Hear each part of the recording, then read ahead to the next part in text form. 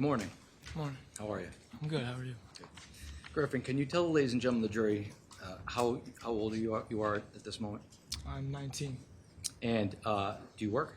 I do. What do you do for a living? I do sales at Ion Solar Pros. At Iron what? Ion Solar Pros. Okay. Just keep your voice up, okay? You're soft-spoken. And how long have you been working where you're working? About 7 months. 7 months. And are you nervous? Yes. And prior to today's testimony, have you and I met? Yes. And why did we meet? Because of this instance. Now I want to direct your attention to May 14th of 2022, okay? How old were you back then? I was 16. And were you in school? I was. Where were you in school? I was a sophomore at Shelton High School. And did you play any sports? I played football and lacrosse. Now, I want to direct your attention to around 6 p.m. on May 14th of 2022. Can you tell the ladies and gentlemen of the jury what you were doing around that time?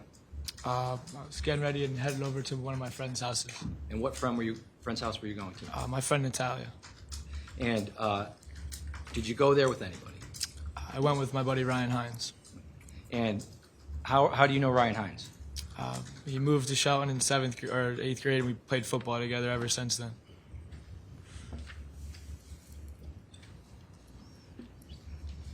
And when you got to Natalia's house, did you stay long? Decently, not terribly. We were there for a few hours. A few hours. And when you got to Natalia's house, what kind of things were you doing there? There was a small group of us. We were just hanging out. Had a drink or two. It was really it, just kind of sitting around, hanging out. And when you said you had a drink or two, what kind of things were you drinking? Beers. Beers. And you said you had two beers? Yeah. Okay. And at some point in time, did you come to leave Natalia's house at some point in time? Yeah. And why did you leave Natalia's house? So me and Hines were a little bit bored, and we had known that our buddy Austin Leifer was throwing a party, and I'd grown up with him, so I gave him a text. And I was like, hey, do you mind if me and Hines came? He told us, yeah, feel free, come on over. So we had basically my cousin Tanner pick us up, and he dropped us off there. Now you say Austin Leifer. How do you know Austin Leifer? I've known him since we were young, 4th grade. We played sports together, went to school together. And they were having a party at their house? Yeah. And where does Austin live, if you can recall? I don't know the number, maybe 5, Lazy Brook Road. Lazy Brook Road? Yeah. And so at some point, your cousin Tanner, Tanner who? Chernowski. Okay, and is he your blood relative? No, we've just known each other since we were born. Okay. And at some point, Tanner comes and picks you and who else up? Ryan. Okay, just the two of you? Yeah. And when he picks you up, where does he take you? To Austin's house. Okay. And when you get to Austin's house, around what time of night was it? I'm not sure, maybe around 10. Okay. And when you got to Austin's house, who got out of the car? Me and Hines. Okay. And did Tanner get out of the car? No, he left. So Tanner just dropped you off and left? Yeah. Okay. And when you got out of the car, tell the ladies and gentlemen of the jury what happened during that sequence of events. Me and Hines step out of the car, begin walking up the driveway. Well, let me stop you there. Did you bring anything with you to Lazy Brook? Hines had a 12-rack of beer. 12-pack of beer? What kind of beer was it? I believe Bud Light. Okay. And when you got out of the car, you and Hines, tell us what you and Hines did after that. We began to go in. We entered the garage, and then we were encountered by 3 St. Joe's kids asking us basically who we were, which we expected. Like, what are we doing here, this and that. We told them Austin had invited us. Sustained. I'm going to strike what Mr. Hines said or what the other person stated. So if you took a note on it, please discard it, strike it from your notes. It's not to be considered for evidence in this case, okay? So without telling us what they said, did you have a conversation with these 3 individuals? Yes. And do you know who these 3 individuals were? At that given time, they were just 3 SJ kids to me. Do you know who they are now? Yes. And who are they? Tyler De Silva, Jack Snyder, and Raul Valle. Okay. And is Raul Valle in court today? Yes, he is. And what is he wearing? Black suit. And can you point him out for the ladies and gentlemen of the jury? Your Honor, may the record reflect the witness identified the defendant in this case? Court will let the record reflect the witness identified the defendant. You may proceed. And does the defendant have a nickname? Yes, And Lito. what is his nickname? Lito. Lito? So when you and Hines got to the St. Joe's party, the defendant and his two friends confronted you Yeah. and Hines? Yes. And without telling us what anybody said, what was that confrontation like? Between two dudes who never see each other, they were in a place where they were comfortable with, not knowing that was a place we were also comfortable with. So they were a little, who are you guys? What's going on? Blah, blah, blah.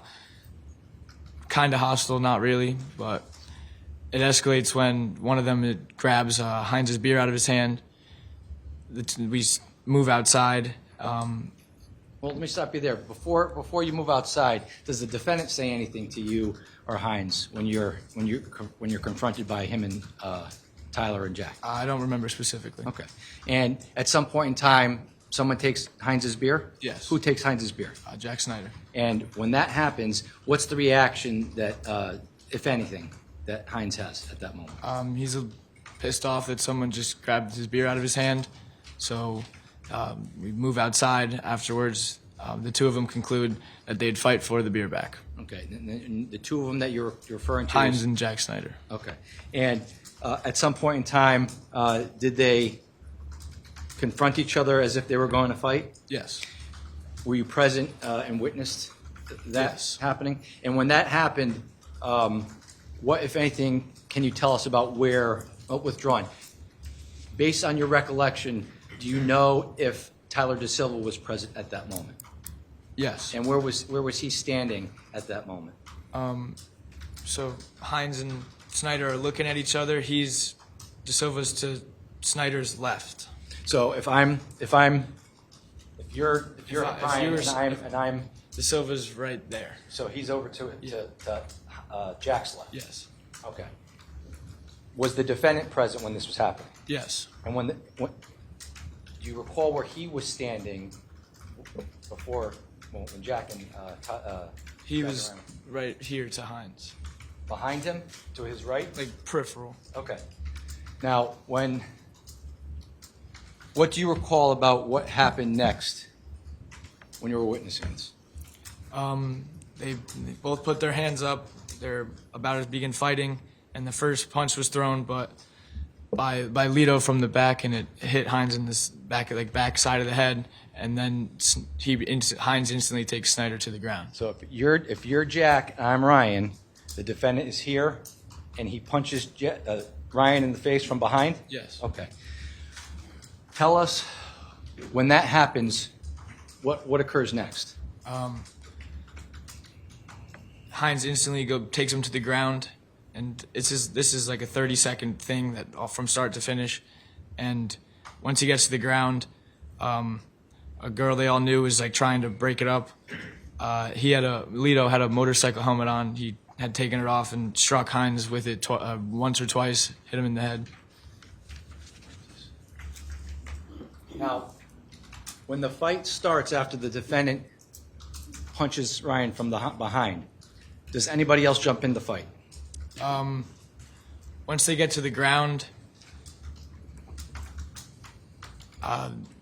Lito hits him with the helmet. So yeah, I guess that's jumping into the fight. Did Tyler jump into the fight? The way they fell, I only saw like his upper body. I didn't see any fists, so maybe he kicked, but I'm not here to say yes So or at no. some point in time, Jack and Ryan are engaged in a fight, and what do you witness the defendant do? Hit him with the motorcycle helmet. So he comes over and hits him with the helmet. How does he hit him with the helmet? Takes it off and strikes him down on it twice, I believe. Okay. Do you recall what Tyler DeSilva was wearing that night? A powder blue jersey. It was open, like a white shirt on. I think jeans. And do you recall what the defendant was wearing that night? Also a powder blue shirt with black, I think, sweatpants. And do you recall what Jack Snyder was wearing that night? A red hoodie and black sweatpants. Approach the witness, Your Honor. Yes. Showing you what's been marked as State's Exhibit 53 for identification purposes. Do you recognize 53? Yes. And what is 53? A picture of Jack Snyder and the defendant. And is this, did you take this picture? No. Now, is this how you remember what the defendant was wearing on the night in question? Yes.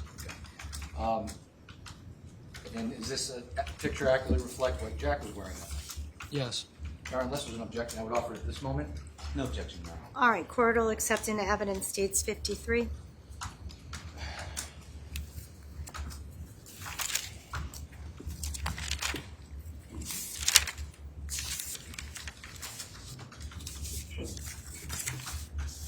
Showing you states 53 again, now for the jury's benefit. Is that the defendant to the right there? Yes. And that's Jack Snyder to the left? Yes. And is that the motorcycle helmet that the defendant has on that you saw the defendant use during the fight with Ryan Hines? I believe so, yes.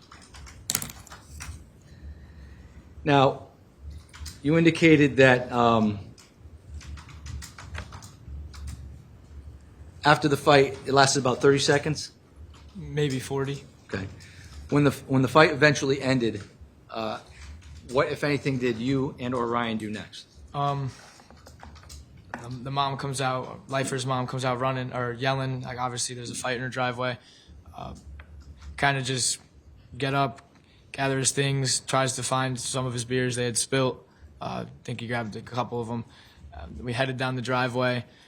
We met a group of girls who had just witnessed that as well. And we had offered or asked them to bring us back to our friend's house, and they said yes. They brought us back to our friend Natalia's house.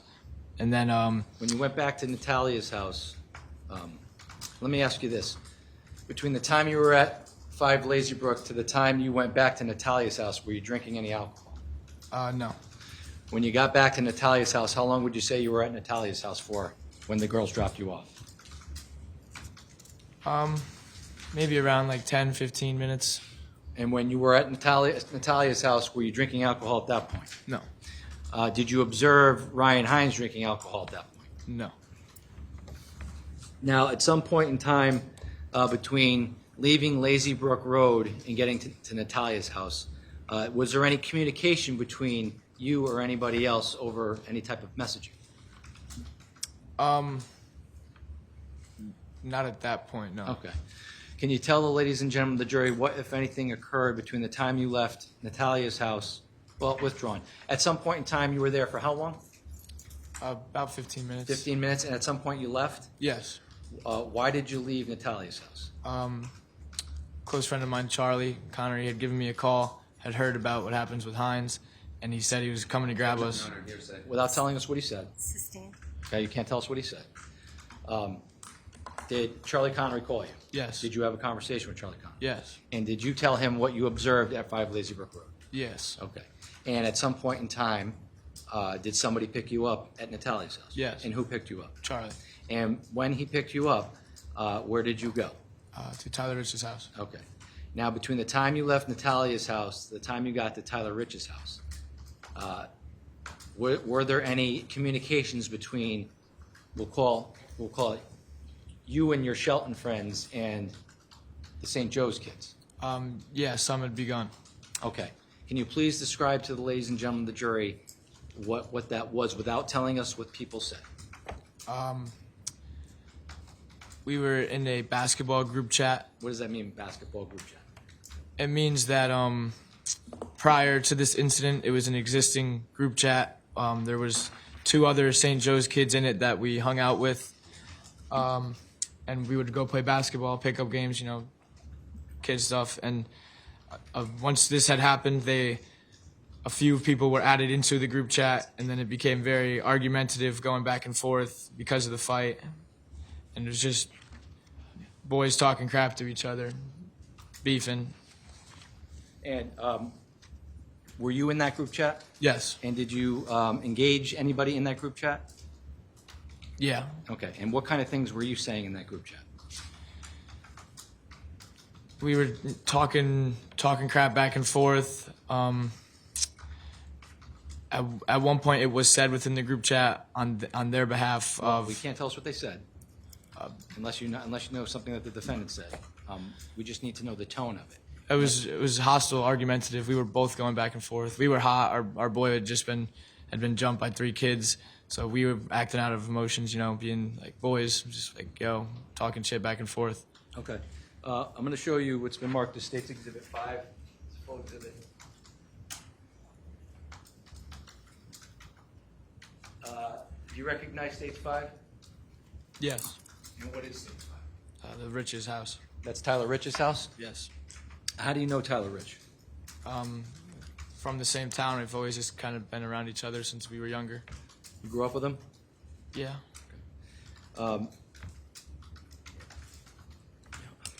And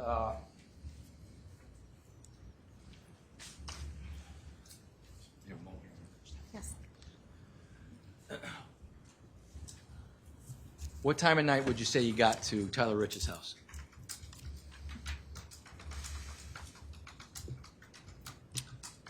Probably around 11. 11-ish? Okay. Was it dark out? What was the lighting like? Well, the sun was down, yeah, so it was nighttime, but the moon was out. It wasn't terribly dark. We were able to see outside. Okay. Was it pitch black? No. And when you got to Tyler Rich's house, was this group chat, this basketball group chat between the Shelton kids and St. Joe's kids, did that continue when you were at Tyler Rich's house? Yes. Was everybody that was withdrawn? How many people would you say were at Tyler Rich's house when you and Ryan got to Tyler Rich's house? Probably around 30, 40. 30, 40 kids?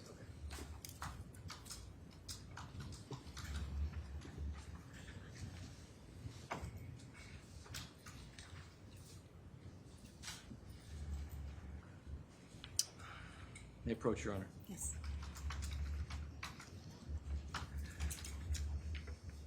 Showing you what's been marked as State's Exhibit 54 for identification purposes. Do you recognize 54? I do. And what is State's 54? A picture of Faison Teal. And how do you know Faison Teal? I played football with him in high school. And does this picture accurately reflect what Faison Teal looked like on or about 5/14 of 2022? Yes. Showing you State's Exhibit 55 for identification purposes. Do you recognize State's 55? Yes. And how do you recognize State's 55? It's Tommy Connery. It's Charlie's older brother. And I've known their family for some time. And how do you know? You've known him for some time? Yeah. And are you friends with Tommy or Charlie more? How does that? I was friends with Charlie because he's a year older than me, so that made me be friends with Tommy as well. And does this State's 55 accurately reflect what Tommy looked like on or around May 14th of 2022? Yes. Showing you State's Exhibit 56. You recognize 56? Yes. And what is State's 56? Photo of Ryan Hines. And how do you know Ryan Hines? Once he moved to Shelton, we were kind of just boys from sports. What kind of sports? Football. And does this picture accurately reflect what Ryan Hines looked like on May 15th of 2022? Yes. And finally, I'm going to show you State's 57. Do you recognize State's 57? I do. And how do you recognize State's 57? It's a picture of my friend Jimmy McGrath. And how do you know Jimmy McGrath? When I first switched over to public schools in 3rd grade, I met him on the bus. And does this picture accurately reflect Jimmy McGrath on May 14th of 2022? Yeah. What he appeared like on May 14th of 2022? Yeah. Your Honor, without objection, I would offer these as full exhibits. Attorney, all right. Without objection, court will go ahead and take into evidence States 54, 55, 56, and 57, I believe. I may have a moment. I'm sorry. It's okay. After I call it. Madam Clerk, those went through 57, correct? Yes. Thank you.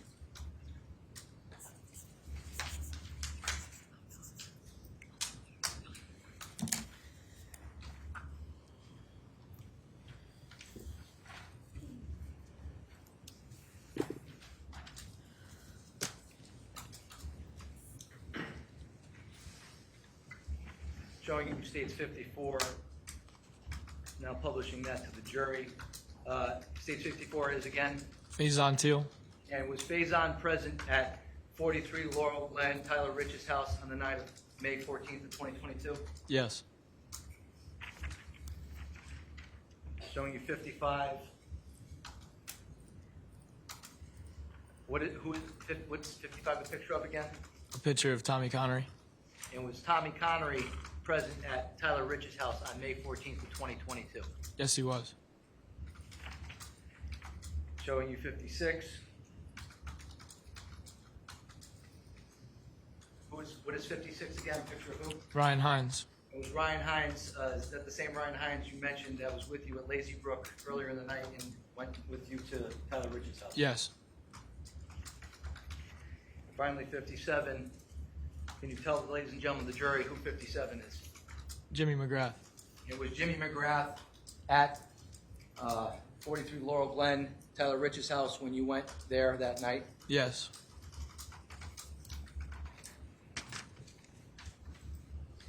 I'm going to show you States 12. Do you recognize States 12? Yes. And how do you recognize States 12? It's Jimmy McGrath.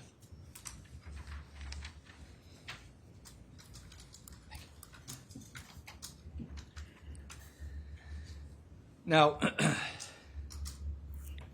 are you familiar with an Enrico Fiola or Ricky Fiola? Yes. How are you familiar with him? Played sports with him. I've known him since probably 6th grade. And was he present at 43 Laurel Glen on the night of May 14th of 2022? Yes. Are you familiar with Sal Perry? Yes. And how are you familiar with Sal Perry? Our families are friends. And was he present at 43 Laurel Glen on the night of May 14th of 2022? Yes. Are you familiar with Mike Samperi? Yes. And how are you familiar with Mike Samperi? I grew up with him as well. And was he present at Tyler Rich's house on May 14th of 2022? Yes. Are you familiar with an Alex Bernstein? Yes. How are you familiar with Alex Bernstein? He's Tanner's friend. That's how I met him. And was he present at Tyler Rich's house on the night of May 14th of 2022? Yes. How about Charlie Connery? Was Charlie Connery present at Tyler Rich's house on the night of May 14th Yes. of 2022? And how about Jacob Villalobos? Are you familiar with Jacob Villalobos? Yeah. And how are you familiar with Jacob? He was my captain. Captain for what? Football. And was he present at 43 Laurel Glen Yes. on May 14th of 2022? How about Matt Lockovich? Are you familiar with a Matt Lockovich? Yes, I am. And how are you familiar with him? He was also my football captain. And was he present at Tyler Rich's house on the night of May 14th of 2022? Yes. Now, when you got to Tyler Rich's house at around 11 p.m., what kind of, you said there were about 30 kids there? Yeah. What kind of things were going on when you got to Tyler Rich's house on May 14th of 2022? Typical high school things, down in the basement, listening to music. A couple people had drinks. Did you drink? Not while I was at the Riches, no. I'm sorry? Not while I was at the Riches, no. You didn't drink at all at Tyler Rich's house? I could have had a beer. Okay. Have you drank before? Yeah, prior to Lazy Brook. Okay. How about prior to May 14th of 2022? Have you ever had a beer before? Yeah. Okay. Have you ever been intoxicated before?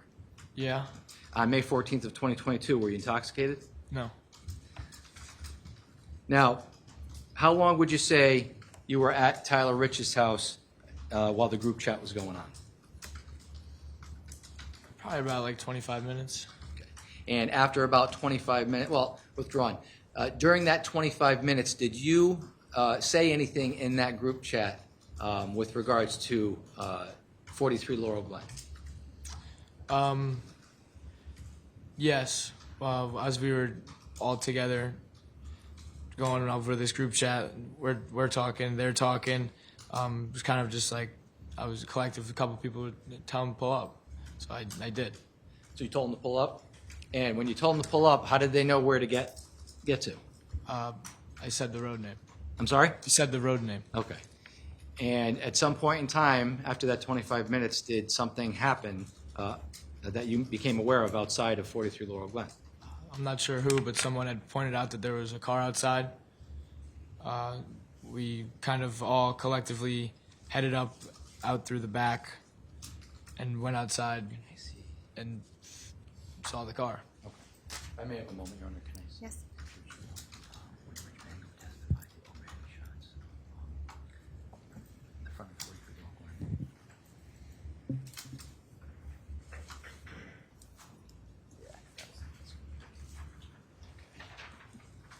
Showing you what's been marked as State's Exhibit 49. You recognize 49? Yes. Okay. And this is a overhead shot of what? The Rich's household. Okay, and that would be this house here to the left of 49, kind of covered by some trees with the 3 pickup trucks in the driveway. Yeah. That's Tyler Rich's house. Yeah. Trying to make the record reflect that I'm pointing to the house with the black, blue, and white truck parked in the driveway. All right, so noted, thank you. Now, at some point in time, a car arrives. Yeah. What kind of car was it? I believe a Honda Pilot.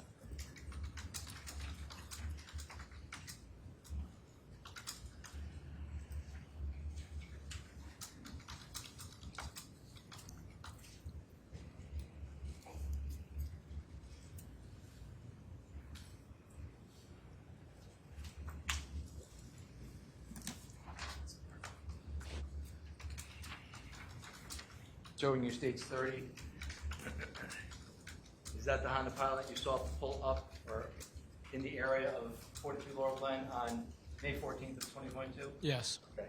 And when this Honda Pilot pulled up, can you tell the ladies and gentlemen of the jury where you saw the car when you exited? Well, withdraw. When you were aware, became aware that there was a car outside of Tyler Rich's house, what, if anything, did you do? We all came outside.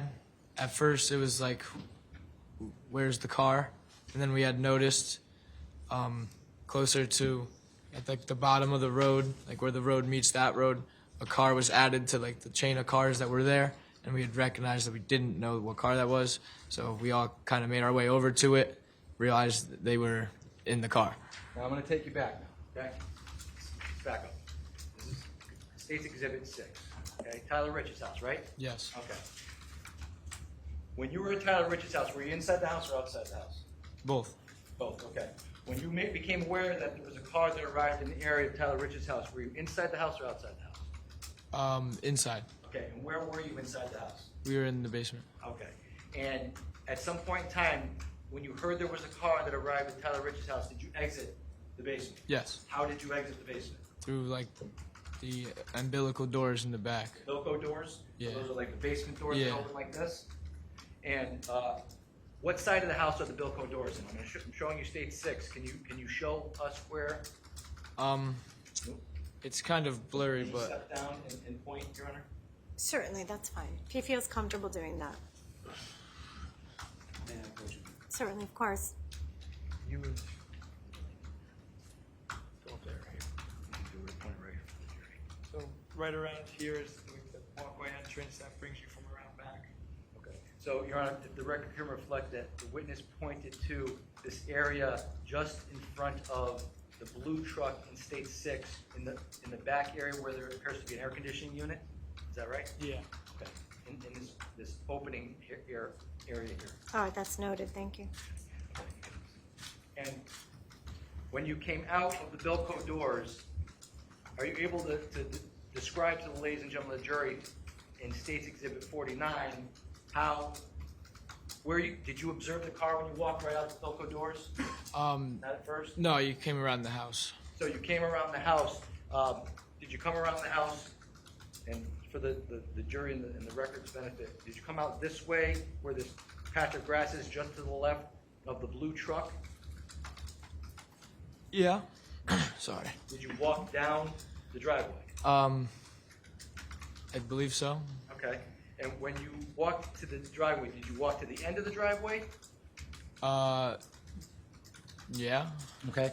And when you got to the end of the driveway, tell the ladies and gentlemen of the jury what you observed at that moment. We had noticed that the car was about where those trees are, equivalent parked right about there. So if for the record's benefit, are you referring to these trees right here? Yes. So was the car parked in the middle of the road, side of the road? It was pulled up onto the side. On the side of the road. So right about here? Yeah. So, Your Honor, if the record can reflect, there's trees at the bottom of Stage 49, the bottom right-hand group of trees just after the intersection of Laurel Glen and Adams. All right, that's noted, thank you. So the car was parked there. Yeah.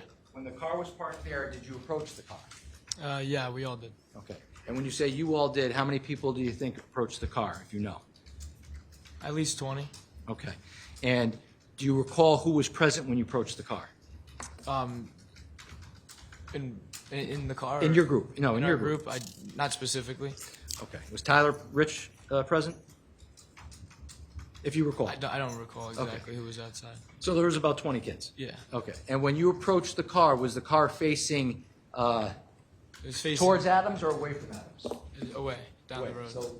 So if we're looking at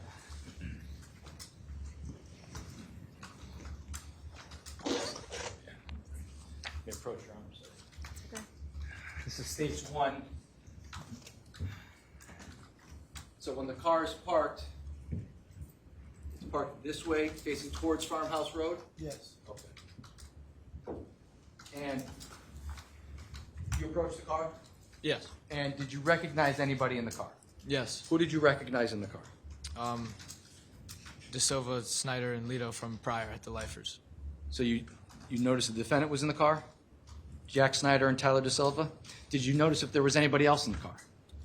I think so, but I'm not sure who. At that moment, you weren't sure who else was in the car? Now, can you please describe to the ladies and gentlemen of the jury what happened when your Shelton friends went out to the car? They start talking, start going back and forth. We're saying stuff to them, they're saying stuff to us. Was it a civil discussion? Was it argumentative? Argumentative. Okay. Did you say anything? No, I was in the front. I wasn't at any windows. You were in the front? Yeah. What do you mean you were in the front? Like where I was standing, I was kind of looking through the windshield. So if if the car is parked here on the right side in stage 49, you were somewhere up here in front of the car? Yeah.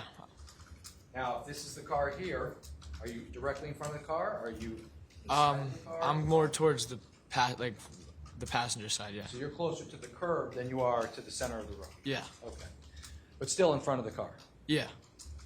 And how long would you say the interaction went on between your friends and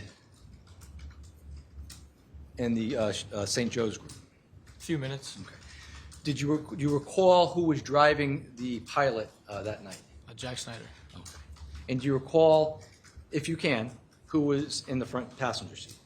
I don't recall. I just saw the powder blue in the front and back. Okay. And you said about 5 minutes that interaction went on? Yeah, a few.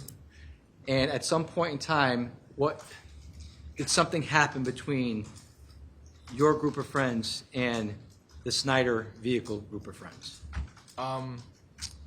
Yeah, they're talking back and forth, and then collectively people start like holding onto the roof racks and shaking it back and forth. So your group started shaking the car? Okay. And what else? Excuse me. What else happened during that? The car was on, so once that started happening, they put it in drive and drove forward, and had to like hop out of the way a little bit, and they sped down the road. So you had to hop out of the way when the car drove down the road? Yeah. How was it being operated, if you recall? Speeding, I Okay. guess. And when you say it went down the road, it took off towards Farmhouse? Farmhouse, yes. Okay. And when it took off down the road towards Farmhouse, what, if anything, did you observe at that point?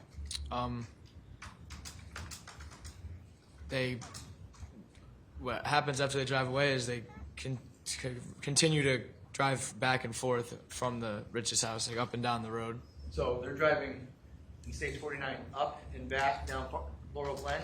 Yeah, I'm not exactly positive if they hit a U-turn or if You see, it's like a square, so I don't really remember if they drove the square or.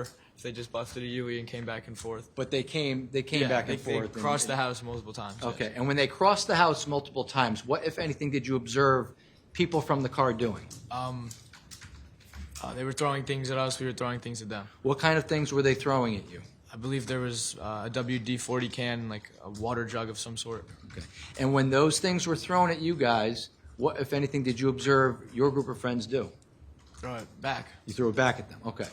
Did you witness anybody throw anything and hit the car? Not, I don't recall if anyone hit the car. Are you aware if the car was hit with anything? I'm not sure, no. Okay. And at some point in time, did they stop driving back and forth in front of Tyler Rich's house? Yes. Okay. And when they stopped doing that, what, if anything, did you observe as to where the car went? They had moved towards where Farmhouse Lane is and stopped the car up like on the corner of it. So, for the jury's and the record's benefit, this is States 1. If we're looking at States 1, they're somewhere in the area of the intersection of Farmhouse and Laurel Glen? Yes. Okay. And would you say they were in front? Did you see them in front of this house, or was it more towards the intersection? I was far away, so. So you couldn't tell exactly, but they were in this area? Yeah, no. And Your Honor, may the record reflect the witness was saying they were in the area of the intersection of Farmhouse Road and 36th Road. It's noted, thank you. And when you were down the road, when you saw them, the car stop down the road, did you observe anything about the occupants of the car? I think 2 of them had gotten out. And could you see who got out of the car? No, I could not see specifically. Okay. And when you noticed those individuals get out of the car, what if anything did you observe next? 2 of my friends, maybe more, but Ricky and Tyler began walking down to go speak with them. And when you say Ricky, you mean Ricky Fiola? Yes. And when you say Tyler, you mean Tyler Rich? Yes. Okay. And they went down the road? Did you see them go down all the way down the road? I saw them when they got pretty close, and then I had headed back inside. Did you observe Tyler Rich or Ricky Fiola do anything when they were going down the road? No. Did you hear anything as to not what people said, but did you hear anything, any argument or anything down the road from where you were? No. Okay. And you say that at some point in time you went back into the house? Yeah. And when you went back into the house, how did you enter Tyler's house? Same way I left, through the basement door. So you walked. Before you get back into the house, can you show me on States 49 where you were standing when the car finally went down the road? Yeah, I kind of like around the mailbox, like poked out in the road a little bit, just saw the boys walking down there. So my finger's pointed in the road here, just in front of the mailbox on 49. Is that about where you were standing? Yeah, in that general area. Okay. And when you went back, Your Honor, the record can reflect my finger's pointing to the front of the mailbox, just about maybe 5 feet into the road. Court will note it, thank you. And when you went back into Tyler Rich's house, did you walk up the driveway and go inside the Bilko doors, or did you go in the house a different way? I took the same route. Okay. And when you were back in the house, when you were back in Tyler Rich's house, how long would you say you were in Tyler Rich's house for at that time? A few minutes. A few minutes. And when you were back in Tyler Rich's house, were you consuming any alcohol? No. And how many people would you say were inside the house when you went back inside the house at that moment? Almost all of us. Okay. And at some point in time, did you come back outside the house? Yes. And why did you go back outside the house? Because they had came back. When you say they had come back, who came back? Well, when we got outside, Lito and De Silva were out of their car. Okay. Now,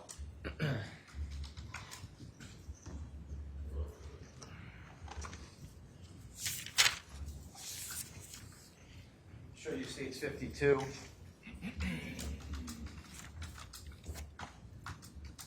Okay. Now, when you came out of the house, what route did you take?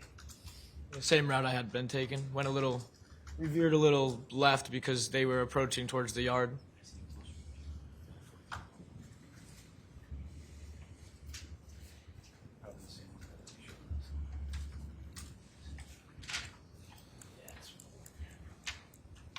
I'll show you States 50. A little closer view. When you came out of Tyler Rich's house, you came out this side of the house where the Bilko doors were? Yeah. Okay, and I'm pointing to the area just in front of, there's an opening between some trees in the house just in front of the blue truck here, right? Yep. Okay, and when you came out of the house, what route did you take? Kind Can you of describe it. Kind of like exactly where that blue truck is, and then went cut towards the grass. So did you come down to the left side of the blue truck and go out to the right this way over to the cement block area? Or did you go out of the side of the house and take a right in front of the blue truck, past the black truck, and come down the, we'll call it the driver's side of the black truck? I mean, the blue truck wasn't there at the time, Right, so we kind of, just walked down like exactly where it is and then like bended into the grass. So, if I may have a moment, Your Honor.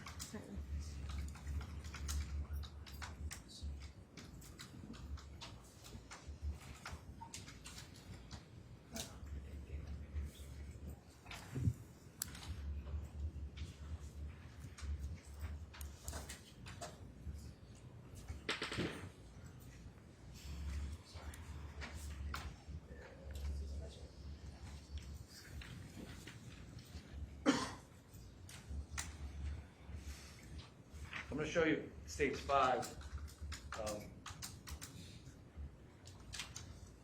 When you came out of the Velcro doors, right where this air conditioning unit is in front of the opening where this blue truck is, did you come down the left side of this blue truck and through the middle of between the blue truck and the white Jeep, or did you come down the passenger side of this blue truck towards this area? The passenger side. So you came out the Bilco door, took a quick left, and then down the grass area where the cobblestone block is? Yes. Okay. And where did you end up when you first went outside? Like right in between that slab and red bush in that area. Okay, so I'm showing you States.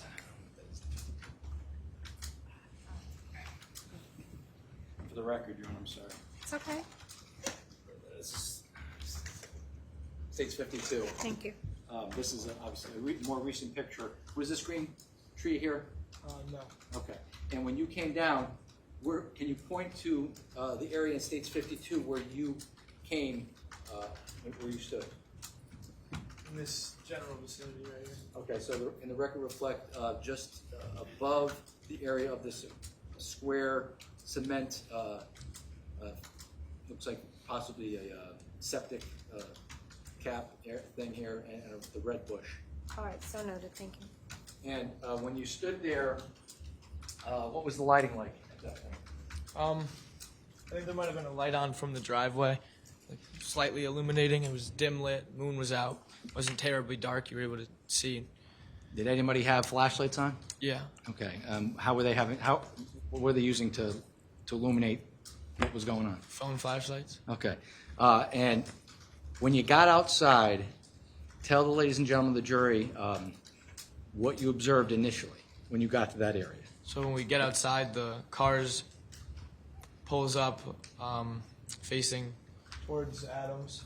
kind of like Do you know where it's parked in that picture, 52? It's like the car would be right here. This would be the car. So can the record reflect that the car is parked in 52 to the right lower area would appear to be the middle of the road? Carl noted. Thank you. Cordell noted. Thank you. So when the car was parked there, tell me what you observed. Lito and De Silva hop out of the car, start approaching the property. Obviously, there's arguments going back and forth. How were they approaching the property? Can you recall how they were approaching the property? They were just or like if I was like how I saw them. Yeah. From my view, the one on the right was De Silva. Lito was on the left, so on Tyler's right. So if I'm standing in that area where you pointed out in 52 between the red bush and what looks like to be the septic cap, we'll call it that, you see Tyler De Silva to your right and Lito to your left, the defendant? Yeah. Okay. Was there anybody else with them? The driver, but they were just alone out of the vehicle. And when you observed Tyler and the defendant get out of the car, how many people from your group were outside? Majority. And do you recall if there was, not what people said, but do you recall if there was a verbal interaction between anybody from your group and the defendant and or Tyler De Silva? Yeah, there was stuff being said back and forth. What kind of things, not what they said, but what was the manner in which the things were being said? Argumentative. Okay. And was your group being argumentative? Both parties. So the defendant and Tyler DeSilva were being argumentative back? Yeah. Did it look like they were trying to be peaceful? No, but neither did we. And so can you tell on States 52 where approximately you observed Tyler DeSilva was as opposed to where the defendant was? This would be probably about De Silva. Lito would be about right here. And when there was an interaction between your group and the defendant and Mr. DeSilva, where did that interaction, that verbal interaction, take place? As they were walking up, a little bit on the grass as well. A little bit on the grass just past the curb area? Yeah. Okay. And who was talking to, not what was said, who was talking to Tyler DeSilva or arguing with Tyler DeSilva at that moment? Do you recall? A couple of people. Rich was arguing with him. He was also said some words towards both of them. Everyone was kind of talking. So Tyler Rich was talking to Tyler DeSilva? Yeah, at one point, yeah. Do you recall anybody else from your friend group talking to Tyler DeSilva? Not specifically. Do you recall whether or not anybody was withdrawn? How far apart were Tyler DeSilva and the defendant? They weren't terribly far apart, maybe a couple feet, 5 to 8. Okay. And do you recall who out of your group of friends was was anybody having a discussion or near the defendant at this moment? Hines was near the area. Ryan Hines was near the defendant? My buddy Ty Wood was confronting him. How do you know Ty Wood? Known him my whole life. My sister and his brother were friends. We played sports together. And obviously he was at the party that night as Yeah. well. Who else, if anybody, do you recall being near the defendant at that moment? I'm not sure of anyone else. But you're from what you recall Ty Wood and Ryan Hines. Yes. Okay. And how was the defendant's demeanor with regards to your friends Ryan Hines and Ty Wood? They were both ready, just like ready to fight. Okay. Prepared. And how long would you say there was this verbal altercation going on back and forth on May 14th of 2022? Not very long. Maybe When you say not very long, a minute or two. okay. And after a minute or two, did something happen? Yes. Okay. Can you please describe to the ladies and gentlemen of the jury what you observed happen? Ty and Lito had been arguing. It looked like Lito was about to swing on Ty, so Rich stepped in front and struck Lito. So Tyler Rich punched the defendant in the face? Yes. Okay. And when Tyler Rich punched the defendant in the face, what happened next? Well, the fight begins, and his whole interactions, or Lito's whole interactions, kind of get out of my view from the crowd of people that are all just in front of me, so I can't really see him. But then I see De Silva, and he starts getting into it, and then him and Rich actually end up in like a wrestling match, basically in the lawn. And who do you recall being in the area of Tyler Rich and Tyler DeSilva's fight? Like Locke, Villalobos, Alex Bernstein was in the area. When you say Locke, you mean Matt Locke? Lockovich, yeah. And Tyler Rich? Yeah. And Jacob Villalobos? Who else? Do you recall anybody else? Not specifically, no. And when you were observing the fight between Tyler DeSilva and Tyler Rich, did you have an idea? Were you aware of what was going on with the defendant? No. Okay. I knew he was in a fight. I could see it, but I couldn't see specifics. Do you recall how many people he was in a fight with? No. Okay. And when the fight's going on, withdrawn, did you have any weapons on you that night? No. Did you see Tyler Rich with any weapons on him that night? No. Did you see Ty Wood with any weapons on him that night? No.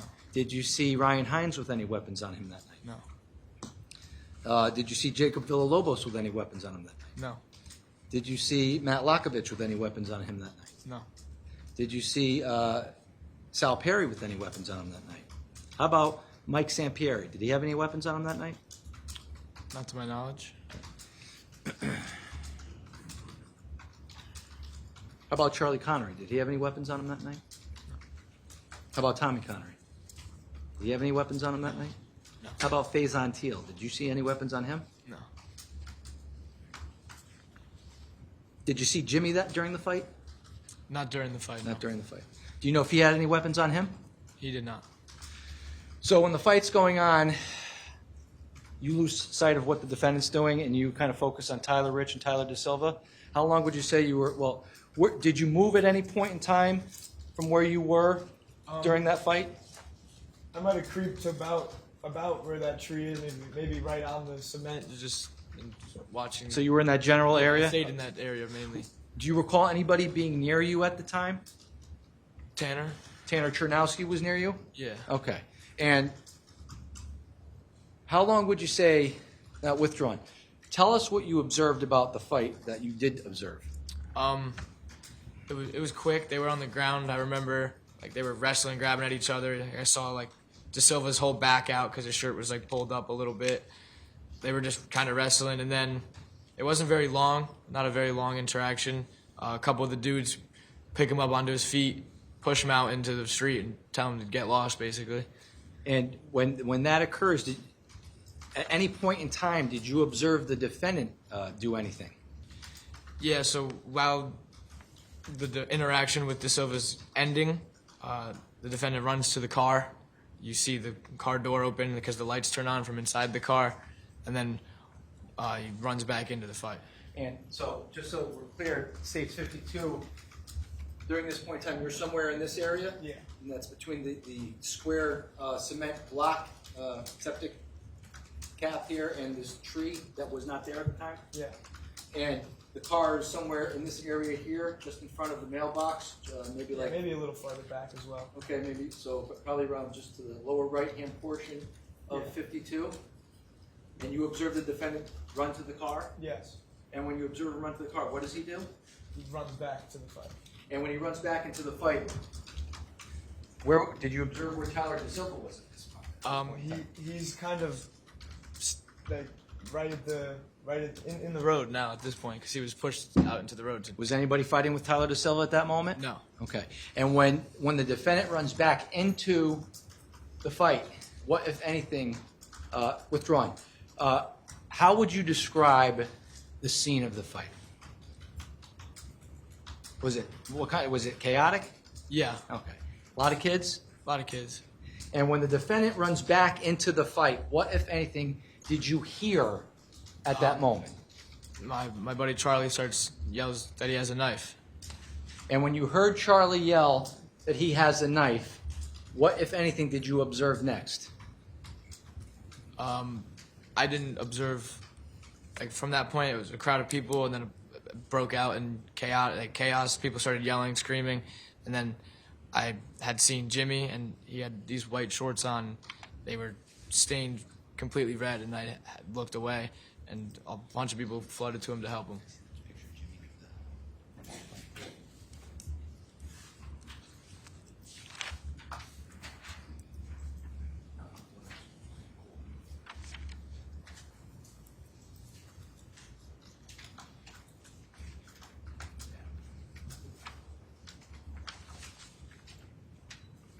States 57. Is that the outfit you recall Jimmy wearing the night of May 14th of 2022 with the white shorts? Yes.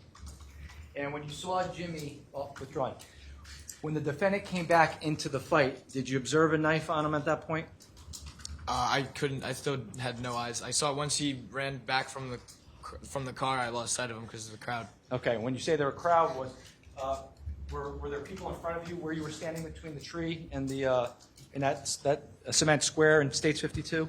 Not many. Majority was more into the grass, which is where he was, and I would like That's why I had the view I had of the car and the fight. And once he ran back towards the curb, he was not in my vision anymore. Do you recall where Jimmy was at this moment? Did you see Jimmy? I had known he was on the Far side of the interaction. Okay. And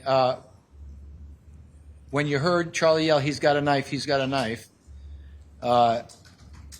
you didn't observe the defendant with anything. What did you observe next after you heard that?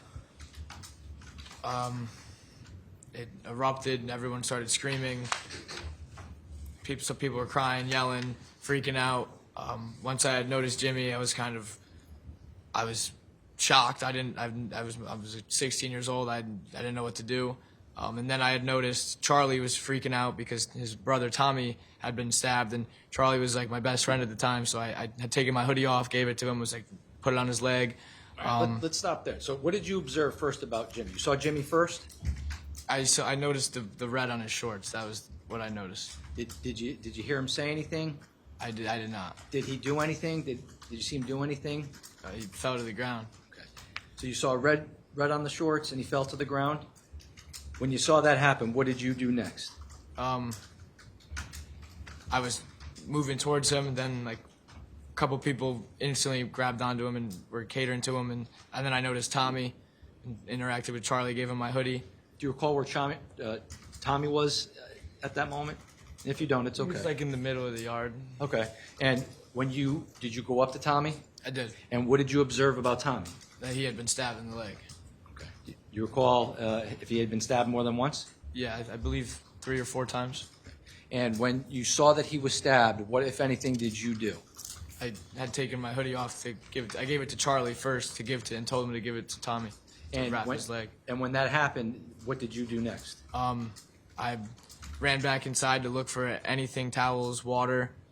While I was like searching for things, I believe I was with Tanner. We had noticed Hines was sitting, and I was like, "What are you doing, dude?" And he said he was catching his breath, and he was hunched over with his hand on his left side, holding it, and then he moved his hand, and we had noticed that he was bleeding, and we took him out. We were, dude, like, come on, you got to get in the ambulance, you got to go, and then it kind of just all. Once everyone started getting treated, it was all just like a blur. Where was Ryan stabbed? He was stabbed once, like right beneath his armpit, and like the lower, I don't even know what this area is, your lower side, and then right above his butt. Okay. And do you recall where Tommy was stabbed? In his thigh. Do you recall if anybody else had been stabbed that night? Faison had been caught in the arm, and obviously Jimmy. Now, when you went inside to help Ryan, at some point in time, did you come back outside with towels and I didn't find anything, but I just kept using my clothing. So, did you or anybody call 911? Yeah, multiple people did. How long would you say, withdrawn, after, when you saw Jimmy fall, did you see the defendant and Tyler De Silva do anything? The last I saw of them was them run to their car and drive off, and then they weren't in my mind anymore. And where did they drive? Did they drive towards Adams or towards Farmhouse? Towards Adams. Okay. And when 911 was called, how long would you say it was between the time the fight, the end of the fight took place and the time the first responders arrived? Do you recall? I don't recall specifically. I remember it taking a decent amount of time because a lot of people were complaining that the ambulance wasn't there fast enough. And while we were there, when you were waiting for the first responders to arrive to the scene, were you doing anything at that moment? Were you rendering aid to anybody? Not at that point. Once they came, they made us all back up. They took over, obviously, took care of everything. And at that point, I finally answered my mom because throughout the whole interaction, she was blowing up my phone from hearing the sirens all driving by. And I finally, answered her, talked to her. Okay. And at some point in time, did your parents arrive at 43 Laurel Glen? I don't recall if they picked me up or not. Did you, at some point in time, first responders arrived, police, paramedics? Do you recall whether or not you talked to any police officers that night? I believe I did. And after that night, do you recall whether or not you met with police officers again in connection to this case? I did.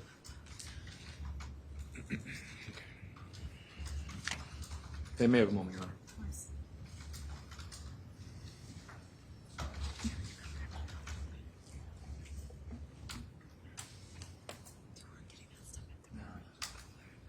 Your Honor, that's all the questions I have for this witness.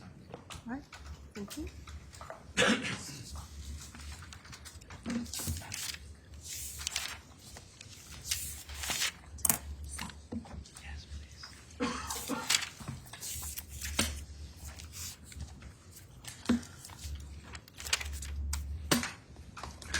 Good morning, Mr. Marcenzi.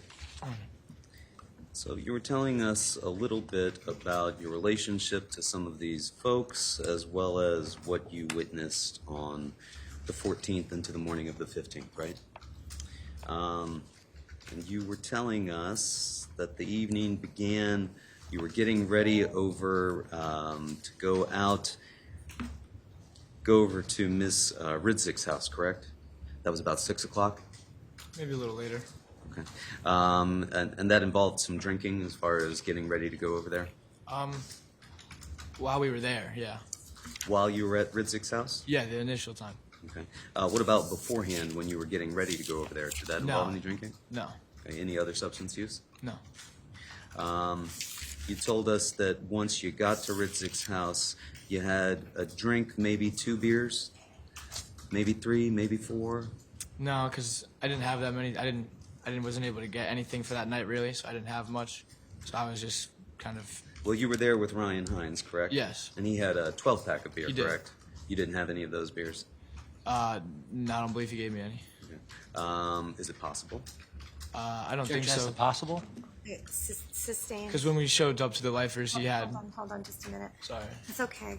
I'm going to sustain the objection to the question, asking if it's possible, it's speculative. I'm going to strike the response that was provided to that question before the court had an opportunity to stop the witness from answering the question. So please retract or take any information responding to that question out of your notes if you have anything in there and you're not to consider it as part of the evidence. Attorney Smith, you may proceed. Thank you, Your Honor. So your recollection is that it was 2 beers that you had at the Ridzik's house? Mm-hmm. Nothing else to drink there? No. Ryan didn't share any of his beers with you? No.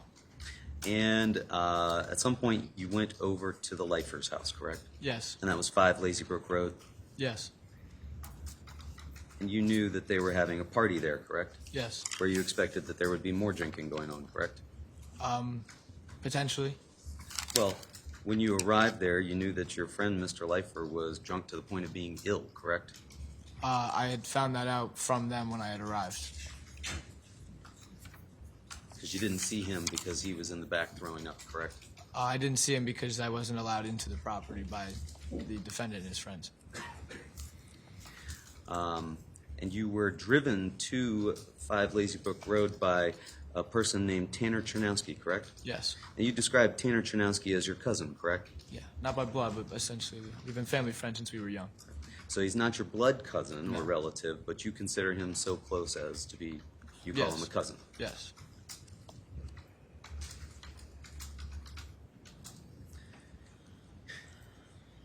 Now, when you got there, you mentioned that there were some kids from St. Joe's at that party, correct?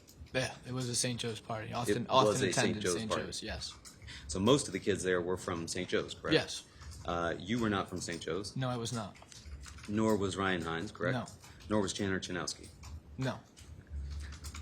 And there were 4 kids there, but you from St. Joe's that you noticed, but only 3 of them who you could identify, correct? Yeah. And that was Jack Snyder, correct? Tyler De Silva, correct? And Raul Valle, correct? And you knew them to be St. Joe's kids, right? Yes. And you said that Mr. Hines had brought a 12-pack of beer with him, Yes. and that you began to go into the garage, correct? Yes. Could you see what was going on in the garage? Yeah, the garage doors were open. And there was a party going on in the garage, right? They were inside, so they were really the only ones in the garage. Maybe a couple other stragglers outside, but the party was in the house. Nothing going on that you could see inside, like beer pong or any games? No, being door played? was shut, and the way it's set up, you can't see into the house. And you didn't know at that time who Jack Snyder, Tyler De Silva, or Raul Valle were, is that correct? Not fully. I had known Snyder and De Silva just like through football, not like personally knew them, but I've heard the name before. Okay. So at that point, when you saw them, you couldn't say what their names were, is that No. fair to say? Correct. And at some point, you said that Jack Snyder went to grab Ryan Hines' beer, correct? He did grab Ryan Hines' beer. He grabs Ryan Hines' beer, and then you said the defendant didn't say anything, correct? Not to my recollection. I don't recall what everyone was saying. And that he was peripheral to Mr. Hines and Mr. Snyder, correct? Yes. And at some point, Mr. Hines and Mr. Snyder squared off, right? Yeah. As though they were going to have a fist fight or some sort of physical Yeah, they altercation. agreed to fight over the beer. Okay. When you say they agreed to fight over the beer, were there any adults present at this point, or was this just students? Witnessing this, no. I think maybe a parent or two. Both of them were home, but I know his mom was home. And you claim that the first punch was thrown by the defendant, Yes. and that he punched Ryan Hines in the face from behind, Yes. correct? And you said that Hines then took Snyder to the ground. Yes. Now, you've described and you saw a photograph of Mr. Valle wearing a helmet, correct? Mm-hmm. And he was also wearing some sort of a neck pillow. Did you see Neck that? pillow. Outside, I'm not too exactly sure if he had it on still or not. It was a black pillow or a dark colored pillow. It was nighttime. I don't recall exactly if he was wearing the neck pillow. And that was Austin Life for your friend. That was his father's motorcycle helmet, I correct? believe so. Yeah. And at some point after they began fighting, you said that Mr. Hines was getting the better of Mr. Snyder, correct? I'd say he was. Yeah, he was brought him to the ground. He was on top of him. And at that point, you said that the defendant tackled Ryan Hines, correct? No, he removed his helmet and struck him. Okay. Well, that's what you told us now. You gave a statement to the police officers on May 15th of 2022, correct? Yeah. You went there with your parents at about 2 o'clock down to the PD to give a statement? Sounds about right. And you told them at that time that the defendant tackled Ryan and punched him, correct? They might have taken that incorrectly because Hines was the only person that tackled anyone. He thought, or he took him to the ground. I watched him tackle him, and no So one you- else went to the ground either. So you didn't tell them that that the defendant tackled Ryan and punched him? If they marked me as saying that, then on paper I did, but I don't. I recall Hines tackling. And you told us here, and you told them then, that the defendant took off his helmet and swung it at Mr. Hines, correct? Yeah, he struck him with it. He took that helmet physically off of his head and swung it and struck Mr. Hines. Yes, he hit Hines with it. And then Mr. De Silva jumped in afterwards, correct? Yeah, he didn't contribute much to it, but yeah, He began punching and kicking Ryan Hines on the ground, correct? yeah. That's your recollection. That's what you're certain of today. Yeah, he wasn't very much so involved. He was the last one to enter in, and by then it got broken up pretty fast. And you were prevented from helping because this fourth unknown person was holding you back, right? I wasn't sort of say be held back because we were initially watching because they agreed to fight one-on-one, and that was agreed upon both. They were fine with it. The second they get active, like things happen, and then the girl hops in. I'm off to the side. I had no clue who I was standing with, and we were talking about it. And he was like, "Don't get involved." He was telling me not to because he was like, "You're in that. Like, there's 3 of them." There were adults at this house, you think? What do you like? Parents? Yes. His mom was home. Yeah. You were aware of that? I was until she came outside when the fight got broken up. But so you claim that these two agreed to fight Mr. Snyder and Mr. Hines, and Yeah. you decided you were just going to watch the thing. Well, they said they were running one-on-one fight. Hines, it's not allowed to be said, but they said they agreed upon ones. You didn't make any efforts to notify any parents inside the house that this was going on out in their driveway. I didn't know they were in the driveway or in the house. Sorry. You said the fight lasted a short time, maybe as much as 30 to 40 seconds. As much as 40. Nothing like. And afterwards, Mr. Leifer's mother came outside and asked you to leave, correct? Yeah, which we were more than fine with doing. And she gave the beers back to Mr. Hines, correct? I didn't exactly see if she picked him up or if she handed him to him. She could have. And at that point, you got a ride back to Ms. Ridsick's house, Natalia Ridsick's house, correct? Yes. Who gave you that ride? I do not know her name. We had been walking down the driveway. We had met a group of girls, and they had witnessed what happened, and we were like, "You guys mind bringing us home?" And they had no problem with it. But you don't recall who that was. I do not recall their names. And you told us that you weren't doing any drinking on the way back to Miss Ritzig's house, correct? No, I didn't have anything. Once I had gotten to Austin's, I had no alcohol. You didn't have any of Mr. Hines' beers that he had No. just gotten back? No, he lost majority of them in that yard, so he was not in the mood to be giving them out. And you immediately called your friends, Thomas and Charlie Connery, right? No, I believe Charlie called me. And you told them about what had occurred there at the 5 Lazybrook house, right? Yeah. And everybody on your side, and this is the Shelton High kids at this point that we're Yeah. talking about, right? Yeah. Those are your friends, are mainly Shelton High kids. Yeah. And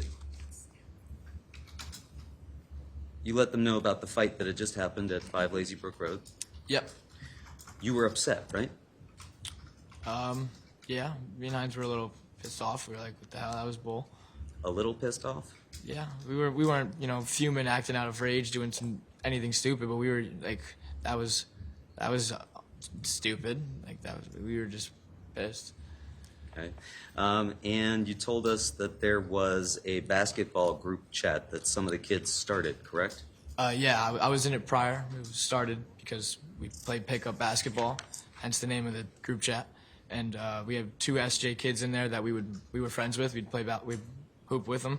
And then after it all had happened, I don't remember who specifically, but they were all added, or at least 4 people.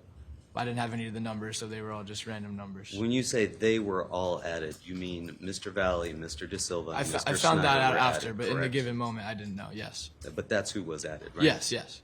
And that's who you started texting about 43 Laurel Glen Drive, correct? Yes. Giving them the address, correct? Yeah. In fact, taking a photo of the address and texting that, correct? Yeah. That wasn't just some of the kids, right? That was you. Yeah. My phone number is the number that sent it. Yes. You've talked about things as having happened collectively, but when we're talking about the address being sent, Yeah, that I was sent you the address. individually, not collectively. I mean, if you put it into retrospect, yeah, my finger hit the button, I think, but I was a sophomore at a senior's house. I wasn't just gonna have some kids show up that this is my first time hanging out there. I wouldn't just invite them. So I was told by people, I don't exactly remember who, but we had been talking about what just happened, because they started off with come to Trumbull High. So we were like, we're not going to Trumbull High, and said what we said. So you're saying somebody forced you to text No, the nobody address. forced me to text anything. No.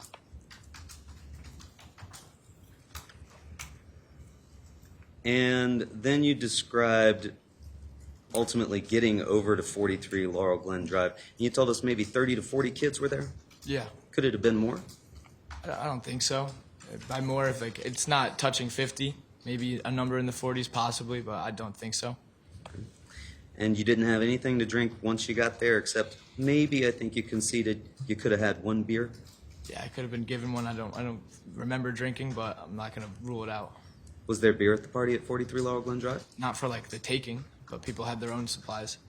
Was there liquor at the party at 43 Laurel Glen Drive? I didn't see. He could have had a bottle at his house prior. I'm not sure. And when you arrived there, you described it as being dark, correct? Where? 43 Laurel Glen Drive now. You're referring about outside? Yes. It's dim lit. It wasn't terribly dark. We were able to see the people in front of us. Flashlights are out too. There's the light in the driveway. It's not you can't see. It was misty that night? I don't recall it being misty. You don't recall it being misty or rainy? No, You don't recall the grass being wet? I do not. You don't recall any sort of precipitation whatsoever? I don't recall, but I don't recall mist specifically. And you said you were in the house in the basement, correct? Yeah. And that it was a typical high school party, typical high school things were going on, right? Yeah. What were those typical high school things that were going on at that party? Listening to music. People having a couple drinks together. Might have had a pong table, I'm not sure, but just people hanging out, listening to music, having a good time, hanging out. You said might have had a pong table. What's a pong Like table? a table to play beer pong. And what's beer pong? So when each team has 10 cups, and you shoot a ping pong ball into each other's cups, and whoever makes all 10 first wins. How old was the oldest person that was attending this party? Could have been 19, 18 or 19. No adults present? Not to my knowledge, no.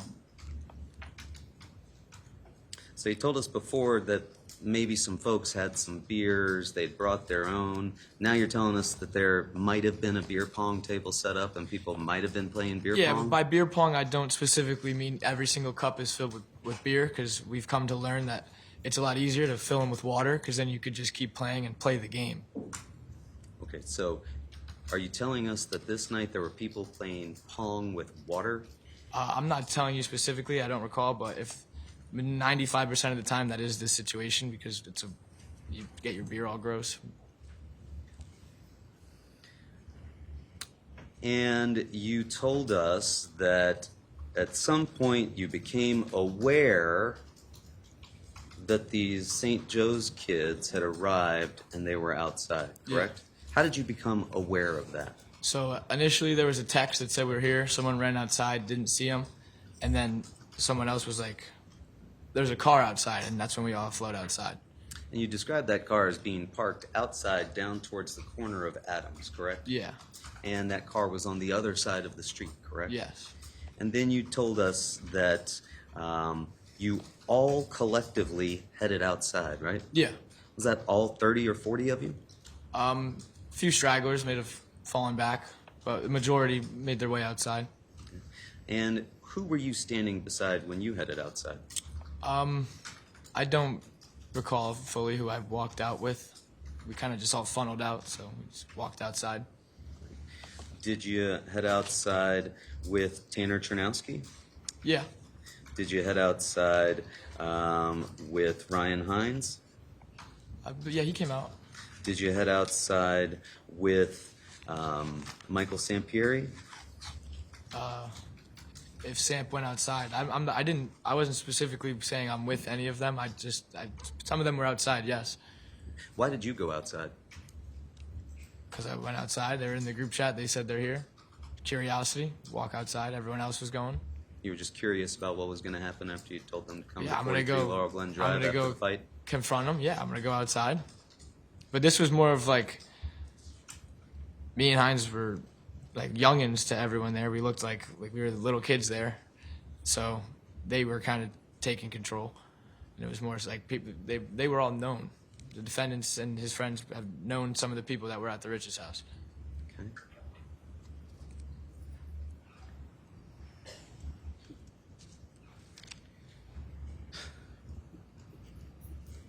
And then when everybody gets outside, you've told us about them going up to the Honda Pilot, correct? Mm-hmm. And you said that at this point they all surrounded the Honda Pilot, right? Yeah. And they were touching the Honda Pilot, right? I'm looking from the front. I don't know if they eventually did when they began rocking it. Yes. Began rocking the car? Yeah. You were shown a picture of the Honda Pilot, correct? Yes, we were. You were shown this picture. Is that the Honda Pilot that you recall seeing? Yes, it is. We gotta rotate it.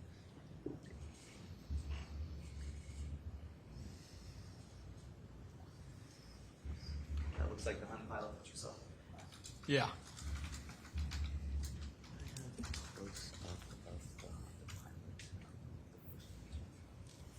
The outside windshield.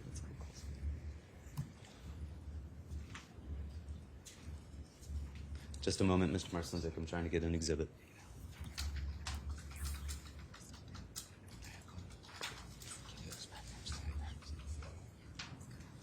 I'm going to show you exhibit number 31, close up of that Honda Pilot. You agree that's the same vehicle? Yeah. And when that vehicle arrived and you first saw it, it didn't have that shattered windshield, did it? I'm not sure. You're not sure. I didn't see anyone specifically make that happen.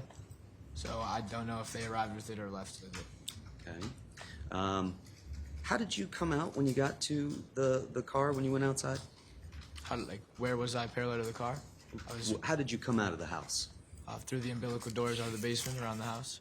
What kind of doors? Like the umbilical ones, like the basement doors. Okay. And can you describe umbilical doors for us? It's like the ones that open.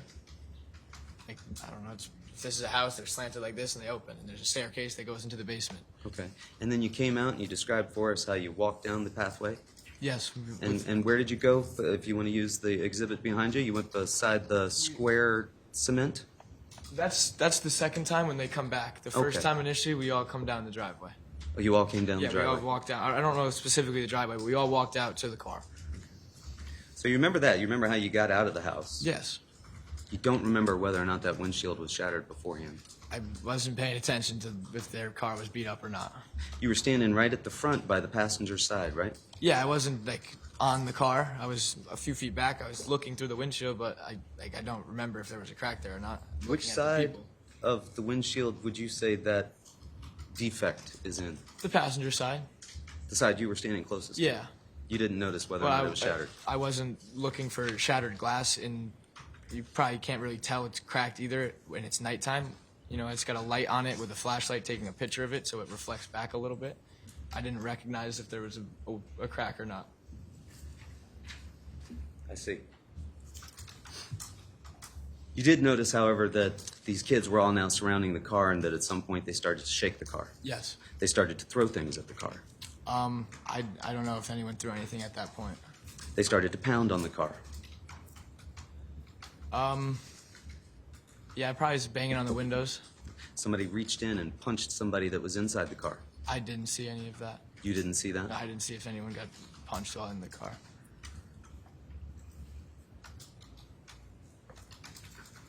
You were standing on the passenger side. How far away from the car itself? Probably 4 to 6 feet back. Could you have reached out and touched the car? No.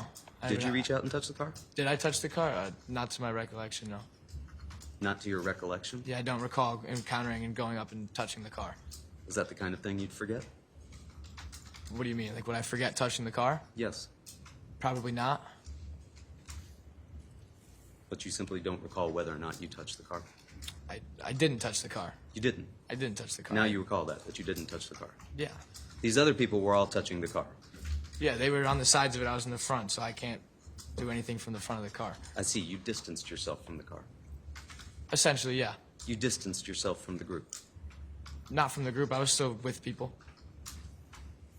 Same people that had you feel like you had to text the address. I'm going to object as to argumentative.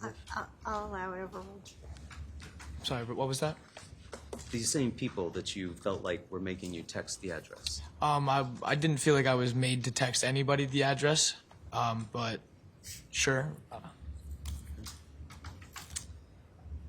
So you went outside. Folks, there was, you described there as being a chain of cars that were there, correct? Yeah, there was a couple cars parked on the opposite side of the road as well. There were cars parked on both sides of the road, right? Yes, but significantly more on the other side. Significantly more cars were parked Yeah, on the other there side There of might the have road. been one or two car parked near the mailbox, but there was on the other side. It was lined up with at least like 4 to 6 of them. Okay. So the chain of cars were there. Were you standing between the pilot and another car? They weren't too close to the other car because they were able to put it in drive and drive forward while turning left. So they were slacked back a little bit, but essentially, yeah, I was technically between 2 cars. Okay. But it wasn't a close gap. And you described that water bottles and a WD-40 can were thrown out of the vehicle? Yes. Or were they thrown at the vehicle? No, the WD-40 can came out, which someone picked it up on the road and threw it back. Okay.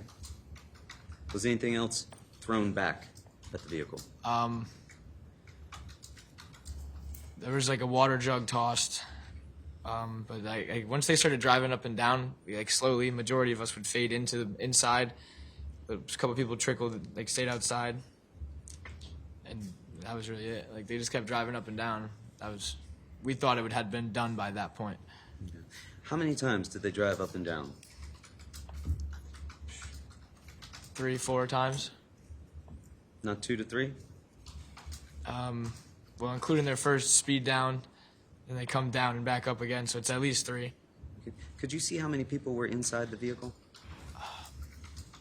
I know there was more. I didn't see specifically how many. There could have just been 4 of them. I don't think it was full. Now, when you were part of the group that collectively surrounded this car, you Yeah. wanted them to exit the vehicle, right? At that point in time, we didn't really have a game plan or an approach. We just went and were going to talk with them, which obviously was a little bit hostile, but we didn't know what was going to happen or what would happen. You didn't want to get payback for the Lazy Brook Road? Sure, it was in thoughts, but at that point in time, they're all sitting in a car. You can't do anything, so. Can't do anything except lay hands on it, start rocking it, throw things at it, smash the windshield. Yeah, sure. We rocked it and threw things at it because things were thrown. Like I had said before, I don't recall anyone doing anything to the windshield. I'm not saying it wasn't us or it was, but I didn't see any of that. You collectively attacked the vehicle, fair to say? Objection is the characterization. I'll overrule it. You can answer it. I wouldn't say attacked. We had a mass of people. I wouldn't say necessarily attacked. No, you wouldn't. And you also can't tell us who laid hands on the vehicle, can you? No, there's a lot of people. Yes, you told us who was there. Enrico Fiola was present. Yeah. Sal Perry was present. Mm-hmm. Mike Samperi was present. Mm-hmm. Alex Burnson was present. Mm-hmm. Tanner was present.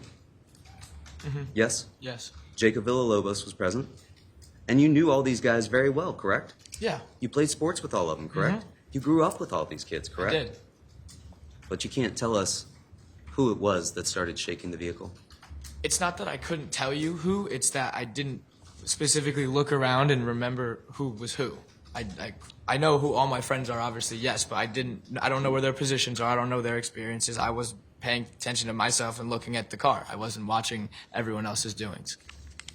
Isn't it that you don't want to tell us? You don't want to tell us what your friends did that night? Honestly, I wish I could, but I don't know. Well, you can. Go ahead, tell us. Well, I don't know. You don't know.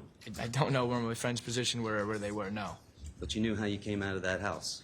Yeah, because I I'm going to walked object it. this asked and answered at this point. I'll sustain the objection.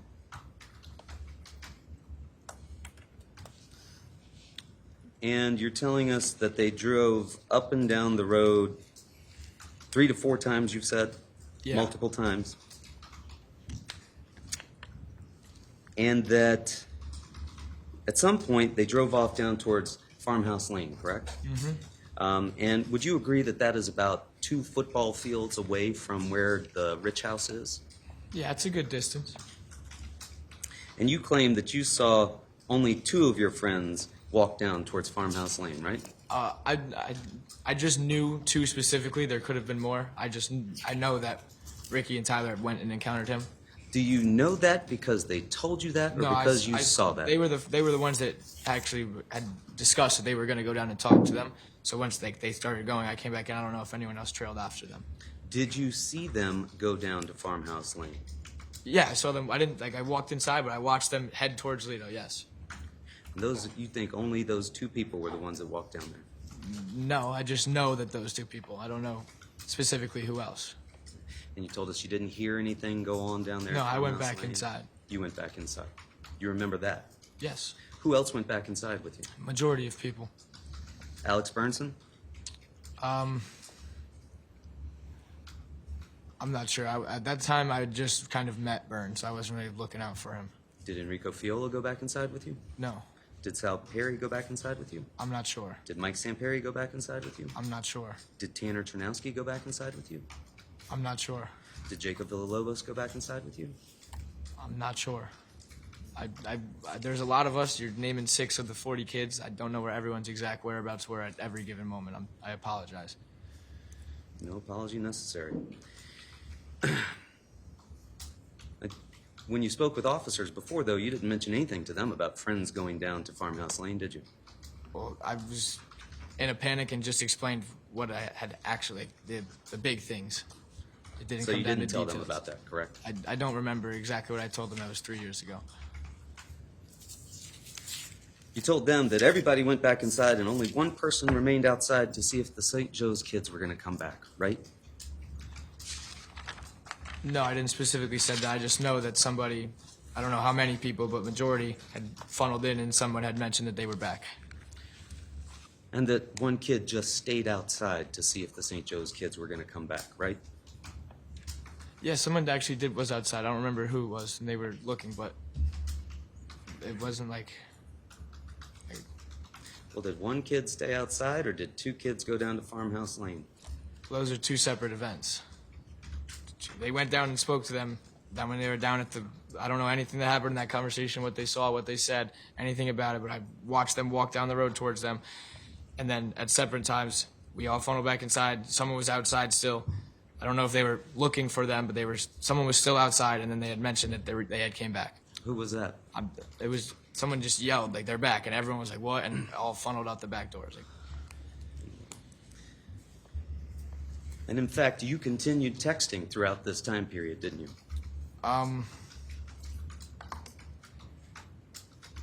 I think the texting died down a lot once they had fully arrived. There was a couple texts sent. Yeah. There were a couple of texts sent, or you sent texts, Mr. Marcinse? Well, multiple people sent texts. I included. Yes. You sent texts, Yeah, correct? I sent texts. They sent texts. Multiple people sent texts. In fact, you snapped a photograph of Mr. Snyder's car sitting outside and texted that with a caption on it, taunting them, didn't you? Yeah. This was after they had shown up and driven away, correct? No, that's as they just showed up. I took that picture first thing. Oh, so you took that picture before you went outside. No, I took that picture outside when they had arrived. And you said, sitting ducks, ODE, very scared, right? Yes. And then you asked, how's your car, pussy? Fold, that's crazy, right? Mm-hmm. And that was after you'd gotten out? It's after they had driven up and down, I believe. That's after they'd driven up and Or down the driven street. up. You're continuing to text them at that point, right? I believe so. Are you still feeling pressure to do that from other people? I never felt any pressure in the first place to be texting them. Oh, okay. You didn't feel pressure before when you sent the LGD, 43 LGD address? No, there wasn't pressure to do that. It was dudes being dudes talking. Just dudes talking? I mean, yeah, we were expecting to fight, not any of this. You were expecting to fight.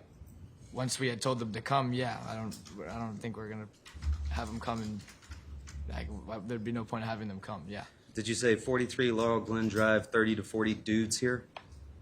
I don't exactly recall, but if I did, then yeah.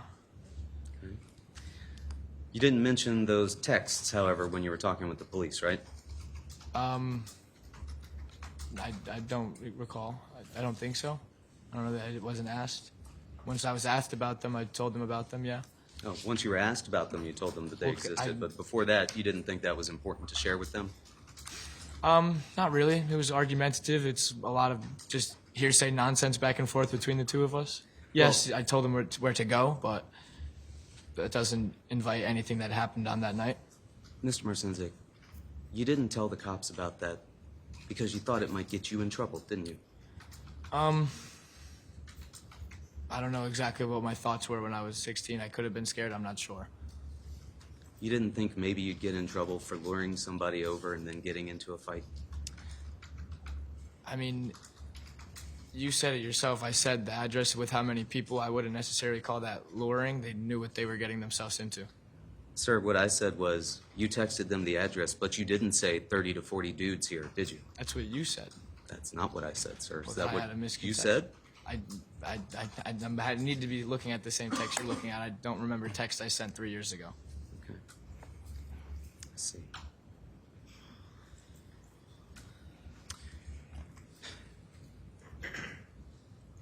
At some point, you described there was a second encounter when the car came back, correct? Yeah. And you were inside when the car returned? Yeah, when I had gotten outside, the car was already parked in the street. I'm talking about the second encounter when the car comes back, as you described, and the fight occurs out on the lawn. Okay? Yes, the fight. Yes, when we When everyone gets outside, the car's already parked, and the two of them are making their way towards the yard. How did you know that the car was already outside? There was a bunch of us there. They had said that the car had returned. Did you see the car outside? Did I see it return? Yes. Like, did I watch it come to a complete stop and return? No, I did not. Where were you when the car I returned? was inside. You were inside the house? Yes. And so you came to learn that the car had returned because somebody... It was just, we were all together. It was known, yes.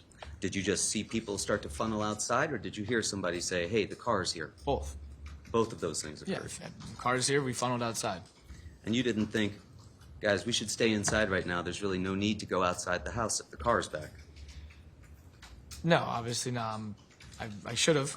It's a more mature way to look at it, yeah. But I was 16 and immature and walked outside to go watch a fight. Go watch a fight. Yeah, because at that point, no one was really involved. Like, the people arguing were the people arguing now. So at some point, you get back outside into the yard. You see Tyler DeSilva out there. Yes. You see Raul Valle out there. Yes. And you see Jack Snyder out there. Jack Snyder was driving. Jack Snyder was driving is what you told us here today, but when you spoke with the cops, you said all three of them got out of the vehicle. Did you not? I don't recall if I said that back then. Like, I might have misconstrued it a little bit. All three of them were there, but Jack remained in the vehicle. And you did tell the officers that all three of the parties were out of the vehicle with the doors open, correct? I mean, at one point, all doors were open on the vehicle. You said everyone exited the house and approached the three parties on the lawn, correct? Yeah. Three parties. Yeah. Snyder, DeSilva, and Valley, correct? Yeah, I said that in the moment. I don't know why I said that, honestly, but probably didn't assume two dudes would hop out and fight everyone. I thought maybe he was out of the car. I didn't see him somewhere, but then I noticed him in the car once they got in and instantly drove off. And in fact, when you got out, you saw Tyler Rich and Tyler DeSilva talking, correct? Yeah, there were words.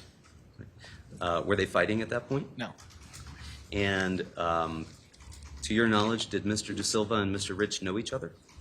I can't speak. I want to say they did, but I'm not sure. And you said that they began exchanging words, correct? Yeah. And at this point, how many people from the party, the Shelton kids, were out there in the lawn? Majority of us. 30 to 40? Probably 30. Not all kids were outside, and I know kids that stayed inside. Who were you standing beside? What was that? Sorry. Who were you standing beside? I was kind of near the vicinity of Tanner. I wasn't really like up with everyone, or with anybody specifically. Like, I was just kind of observing. What was Tanner doing? At the time, Tanner was observing, and then he pulled out his phone and eventually recorded. Tanner was filming this?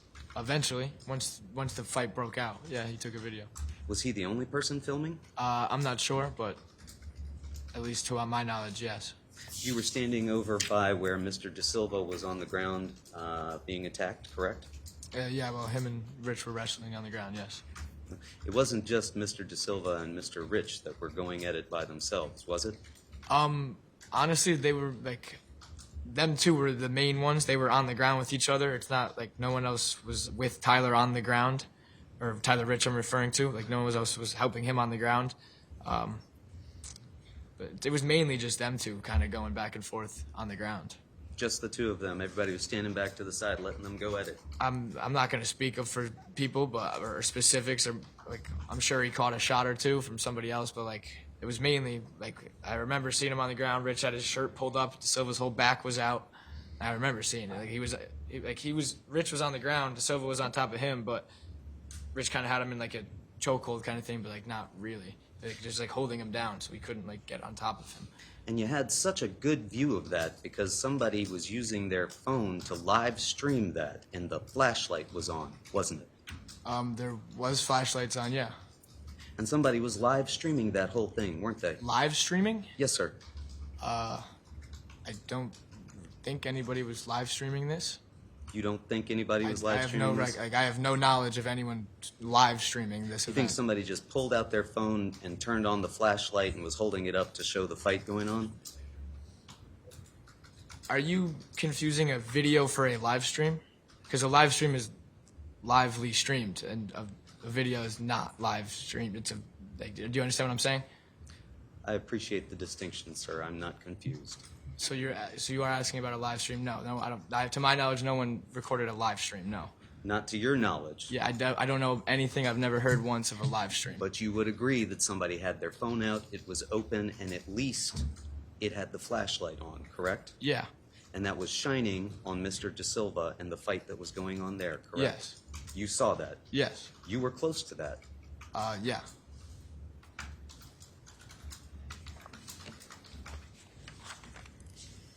You said the scene was chaotic, correct?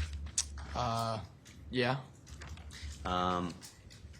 You've told us today that there were only 2 people that were in the yard that were fighting from the St. Joe's kids, correct? Yes. You told the officers there were 3, that it included Mr. Snyder, correct? There were 3 involved. I could have said it like that. He wasn't literally involved in the fight, but he was their driver.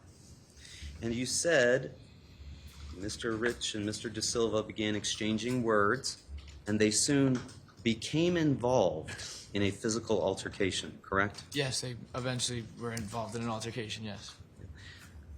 Again, how did they become involved in a physical altercation? Well, once it looked like to us that Lito was going to swing on our friend Ty, Rich had just thrown a punch onto him and then stopped worrying about him, and him and De Silva started fighting. I see. You said we thought that Lito was going to Like that was throw a like punch. everyone kind of saw it, like at least what. Sir, you don't know what everyone saw, do you? I don't. You're right. I'm sorry. I don't know. We all saw it, but I saw him make a little move towards Ty, and Rich punched him, and then he turned towards De Silva because whoever was over there was just dealing with that. You saw Mr. Valle Yeah, that's what started the fight, and then make once a movement of some sort? yeah, like they were squared Describe up to that each movement. other, just like he was like it was. He didn't make a big enough movement, but he twitched like in the wrong way that looked like it could have been aggressive, and obviously Rich is going to defend his boy. So the first punch was thrown by a Shelton High kid. That's correct, isn't it? Yeah. And that punch hit Mr. Valle, didn't it? Yes. And thereafter, it did become chaotic, didn't it? Yeah. In fact, everybody swarmed, the 30 or 40 of you, the 2 people that were there in that yard, correct? No, there was a lot of people also watching. It wasn't like obviously we're not gonna like you saw pictures of them afterwards. They didn't get stomped on by multiple tens of people. Like it was there was a couple kids, yeah, on each of them, but like I once the fight broke out, I didn't see Lito anymore because the crowd and it went down. The crowd blocked it all, and I was just looking at De Silva fighting Rich. The crowd blocked it off because they were swarming. There were at least 8 to 10 people attacking both of them, correct? I can't say. I didn't see 8 to 10 people on De Silva, but I can't speak for Lito.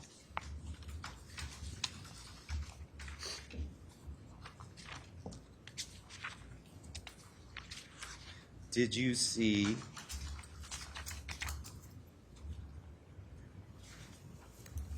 Mr. Villalobos involved in the fight? Towards the end, he actually put De Silva to his feet and shoved him towards the road with the help of a few of his other buddies. Did you see that, or did you watch a video? No, that happened because when I was watching De Silva fight, he got lifted up and pushed out. You saw that yourself? Yeah, I was watching. Like I said, I was able to see the De Silva interaction. Okay. Did you see Charles Connery involved in the fight? I did not see him involved. No. Did you see Ryan Hines involved in the fight? He was. I know he was on the left side, but he was in Lito's area. They were all crowded together, so I didn't see him specifically do anything. Didn't see Sal Perry involved in the fight? I'm not sure. You didn't see Michael Sampieri involved in the fight? I did not see Michael at the time, no. Didn't see Alex Burnson involved in the fight? I saw Alex Bernstein. Oh, what did you see Alex Burnson do? He would when he threw a couple punches at De Silva, but nothing crazy. Like he threw some extra ones, but while Rich was wrestling him, he gave him a few. Was he wearing a shirt? I think he had it off. It's hard to tell because there were a couple of folks that took off their shirts for this, right? I'm not sure. Burns a big dude, so he stood out, and I'm pretty sure he had his shirt off. Did you see Mr. McGrath involved in the fight? I did not. He was on the other side. Did you see Tyler Rich involved in the fight? Yes. Did you see Faison Teal involved in the fight? I did not. He was on the other side as well. Did you see Michael Lockovich involved in the fight? I don't recall if he was involved, but he was in my general area of like De Silva. Did you see Tommy Connery involved in the fight? He was also on the farther side, so I'm not sure if he was in there or not. In fact, it was hard to see what was going on the other side because that side had encircled and descended upon Mr. Valle, correct? Objection, he said he didn't see. Sustained. Did you say that you didn't see or that it was hard to see? I didn't see. Once the people came in front of me, I said it. I didn't see at first and followed it up by saying it was hard to see, but I meant for both. I couldn't see.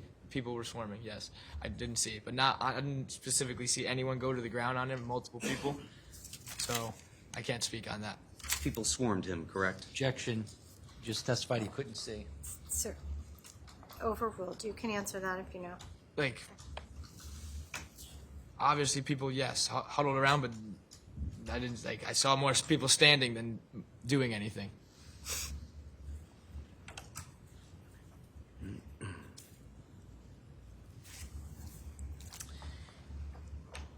Did you remain in that same position throughout the course of this fight, where you've described by the red bush and the cement square? You did not yourself throw any punches? No.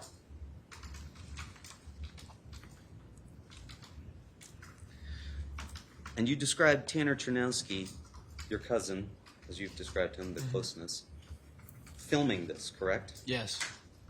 He took his phone out and didn't call 911, but started filming what was going on. Yeah. And he was walking back and forth filming this, correct? No, I believe he's stationary. Maybe moves a couple feet left and right, but not really moving around. The video, you can really only see De Silva. Like I said, his side's over there.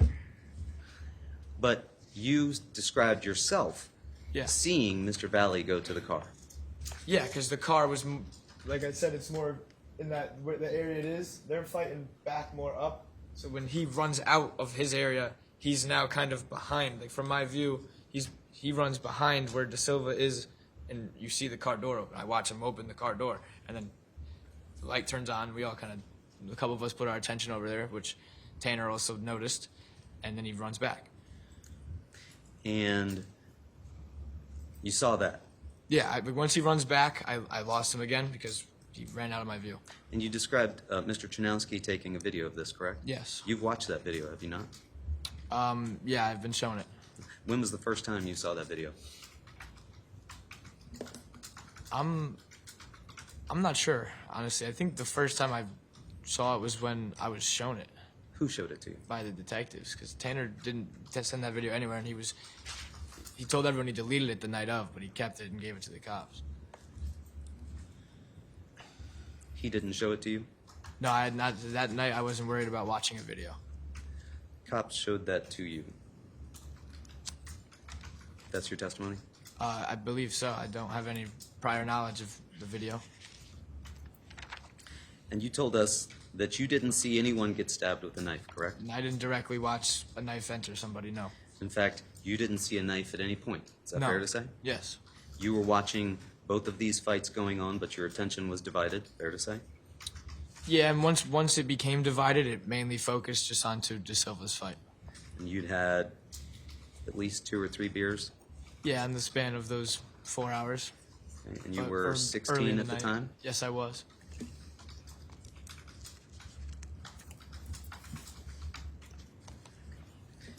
And you told the officers that Snyder, De Silva, and Valle hopped back into the Pilot and drove off towards Adams. Yeah, well, they were all into the car and they drove off.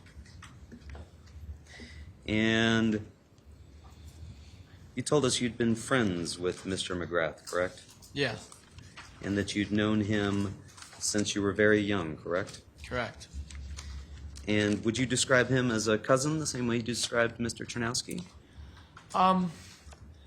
Nah, because once we went to high school, obviously he went to prep, we grew apart a little bit, but it was still always love when we saw each other. You would describe him as somebody who was the toughest kid you know, right? Yeah, on a field, he was an animal. And that he wouldn't back down from anyone, right? No?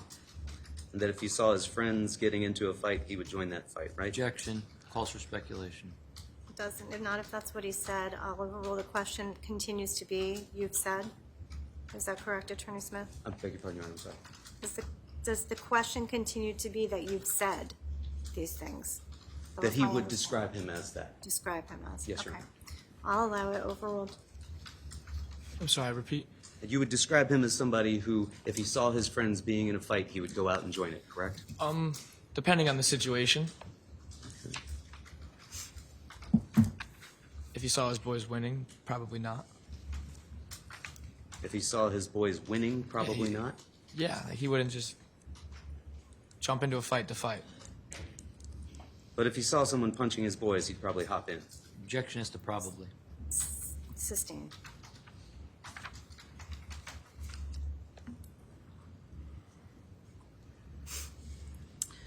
Mr. Marcinzik, at some point you also engaged in doing an identification of folks that were there with the officers, correct? Yes. And you identified Mr. Valle as having been there. I'm sorry, what was the end of that? You identified Mr. Valle as having been there. Yes. You also identified another person as having been involved, correct? Tyler De Silva? Anybody else? Not sure.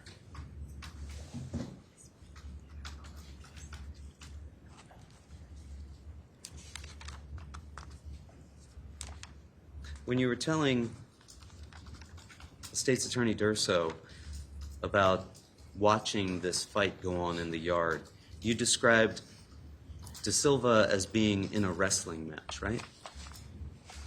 Yeah, like they were on the ground, like together, Rich and De Silva, so I would call that grappling with each other. Just Rich and De Silva involved in a wrestling match by themselves. Well, they were the main two on the ground. Like, yeah, you obviously caught a couple strays. There's plenty of people, but I don't know from who. What do you mean by caught a couple strays? Like, they're on the ground, someone's gonna just throw a sneaky punch or throw a sneaky kick, like, just exactly like what they did to Hines at Lazy Brook.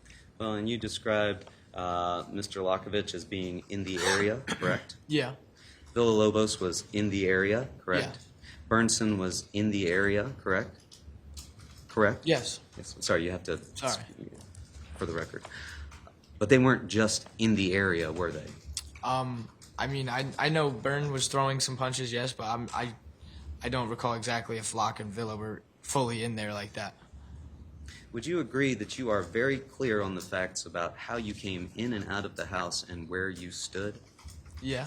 Would you agree that you are less clear about who threw punches and who was involved? I would, yes, with the fight aspect. Would you agree that all of the Shelton High kids were friends of yours?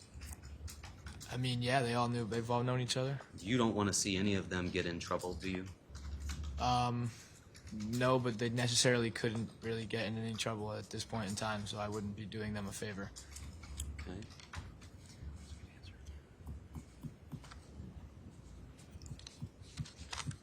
You continued to text even after the fight had ended, correct? I believe I had sent some text once because my phone was being nonstop lit up with calls, and I pulled out my phone to look at them, and I had noticed a text from them first, so I responded.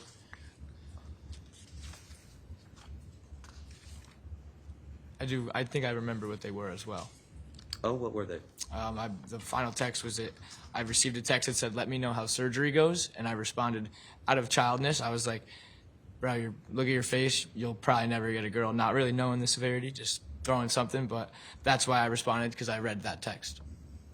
You responded to Mr. Snyder, correct? Yes. Mr. Snyder said something about surgery, correct? Yes. And you responded something about look at your face? Yeah. I didn't know whose number that was, so I just gave it was a random number to me, so assumed it was maybe one of the people fighting since he's sitting, like, I don't know.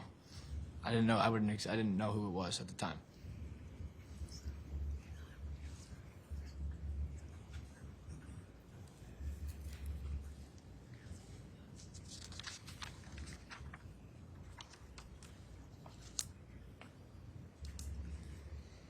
Just a moment, Your Honor. Sure.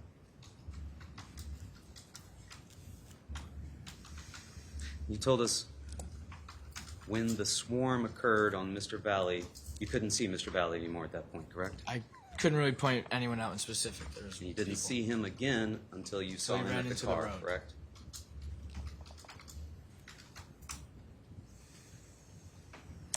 And then when he came back onto the lawn again, you lost sight of him again at that point, correct? I had lost sight of him, and the only thing that I had heard was Charlie Connery scream twice that he had a knife. You lost sight of him because that group swarmed him again, correct? No, he came back into it. He had all will to leave and brought himself back into it. That's your opinion, sir? I don't know. I watched him wailing. Like, no one pulled him back in from that car. He ran to their car and came straight back in. And you couldn't see him because all of your Shelton High friends were blocking your view, correct? Yeah, I wasn't the tallest 3 years ago, so I feel your pain. You could be unable to see them because they were taller and they were also forming a circle, were they not? honestly, a circle probably would have made it easier for me to see him if they fully surrounded him, because majority of the people, it was like a wall, so I couldn't see him. Could you see Mr. McGrath at that point? No, I wasn't. I didn't. Maybe I saw him. I didn't notice it was Jimmy at the time. No. Could you see Michael Sampieri? Sorry, what was that, Michael? Could you see Michael Sampieri? I don't know exactly where Michael was. No. Could you see Michael Lakovich? He was around me. Yeah. Could you see Jacob Villalobos? Yeah. He pushed Tyler into the road. I think Locke might have helped with that too. Could you see them at the time that you could no longer see Mr. Valle? Like, once they split, was I able to see Locke and Lobos? Yeah, I wasn't focused on them. Like, I never really took screenshots in my mind of all the people that were around and everything. I know who was there, but I don't know the specifics of who was where, when, and where, and how. This was a chaotic scene, right? Yeah. You heard a lot of people screaming, right? Yes. In fact, before you heard Charlie Connery screaming about a knife, you heard other people screaming other things, right? Not necessarily, because Charlie yelling he has a knife was significantly louder, and like everyone heard Charlie yell that. You didn't hear anything being said when Tyler DeSilva was being attacked? No.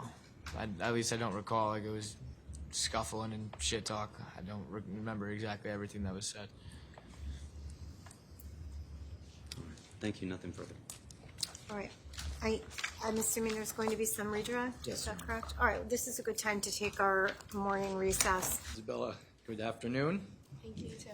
Can you just keep your voice up because you're very soft-spoken? Okay. Mm-hmm. Isabella, how old are you today? I'm 20 years old. Okay. And do you go to school? Yes. Where do you go to school? I go to Lehigh University in Pennsylvania. Okay. And what are you currently studying? Marketing or business. And I'm sorry? Sorry, I said business. Like. Okay. And are you working for the summer? I have a summer internship And where do you work? in Ridgefield. Okay. And do you know why you're here today? Yes. And prior to today, have you and I met regarding this case? Yes. And are you nervous to be here today? A little bit. Okay. So I want to direct your attention to May 14th of 2022. Mm-hmm. How old were you back then? Sorry, say the year again. May 14th of 2022? 2022. I was 3 years ago, so 17. Okay. And were you in school? St. Joe's. Okay. And what year in school were you at St. Joe's? I was a junior in high school. And are you familiar with an individual by the name of Jack Snyder? Yes. And how are you familiar with Jack Snyder? We were classmates At St. Joe's? Yeah.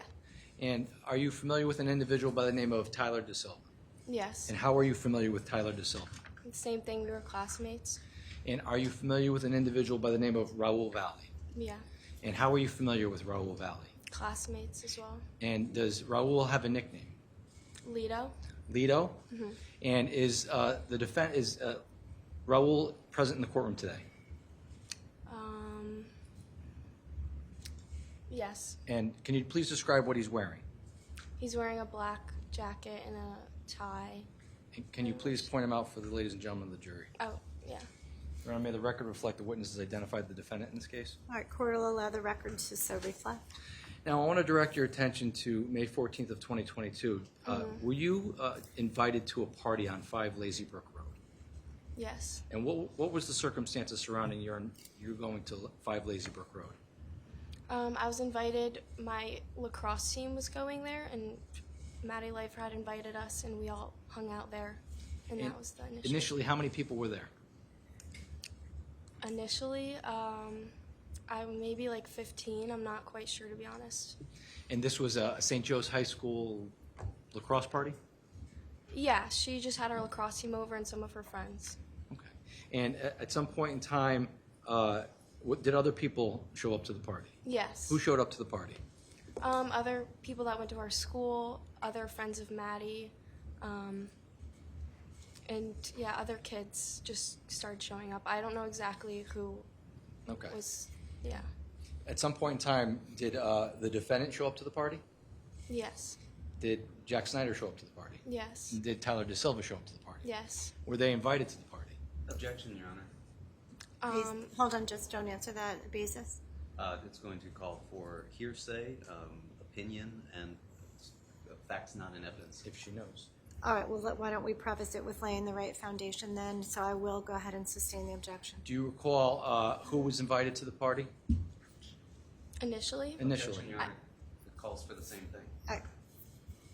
It does. I'll sustain the objection. Counsel, you may rephrase your question. So with regards to this party, what was your understanding about who was attending the party?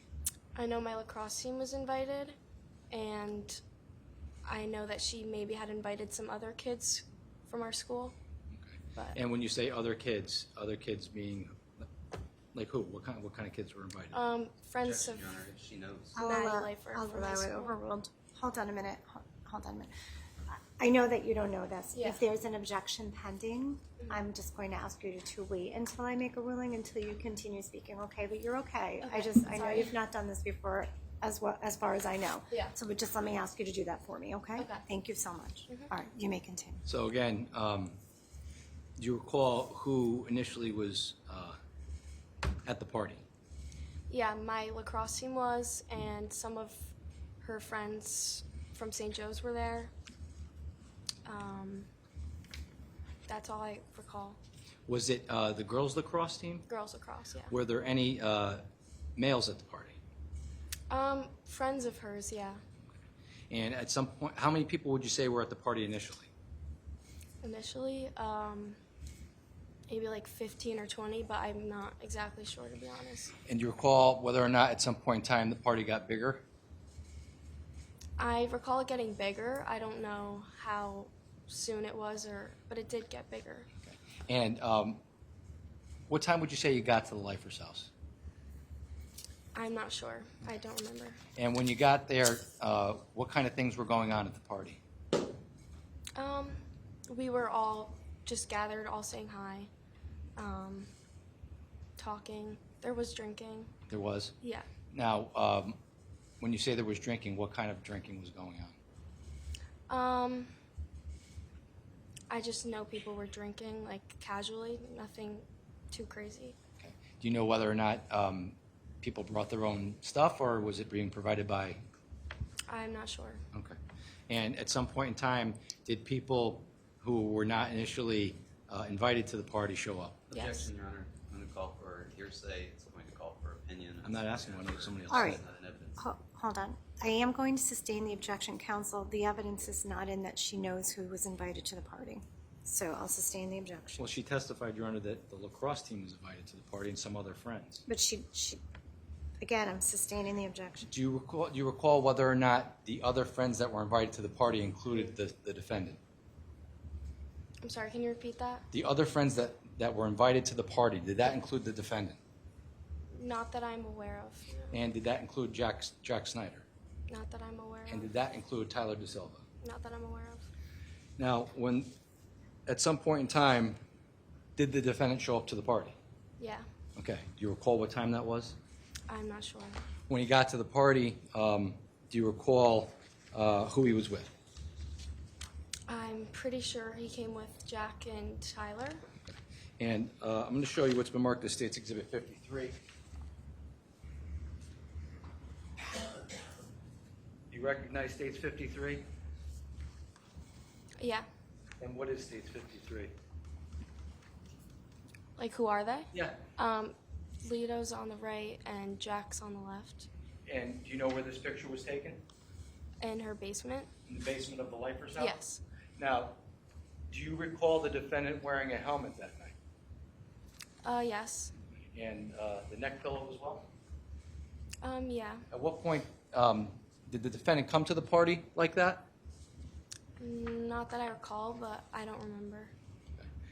At some point in time, well, withdrawn.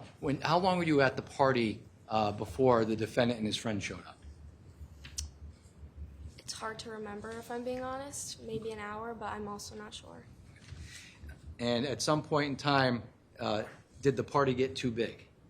Yeah. And do you have any knowledge as to whether or not people were asked to leave? Yes, people were asked to leave. Do you know in particular who was asked to leave? I think she just wanted everyone out. Okay. And at some point in time, do you recall whether or not two individuals that were not associated with St. Joe's High School showed up? I remember I heard about it, and yeah, I recall people showed up at the party. And when they showed up to the party, was there any type of altercation that you witnessed at the party? Yes. And what did you witness at the party? There was a fight that broke out outside. And do you know who was involved in that fight? I know that Jack, Tyler, and Lito were involved in it, and kids outside of St. Joe's. I don't know who those kids are, but And what do you remember seeing about that fight? it was outside, and they were just fighting. And when you saw that fight, did you do anything just prior to witnessing that fight? I started videoing the fight. May I approach the witness, Your Honor? Yes. I'm showing you what's been marked as State's Exhibit 58 for identification. Do you recognize 58? Yes. And what is State's 58? The video that I took. And is this video that you took from the night of May 14th of 2022 at Lazybrook? Yes. And have you viewed this video prior to today's testimony?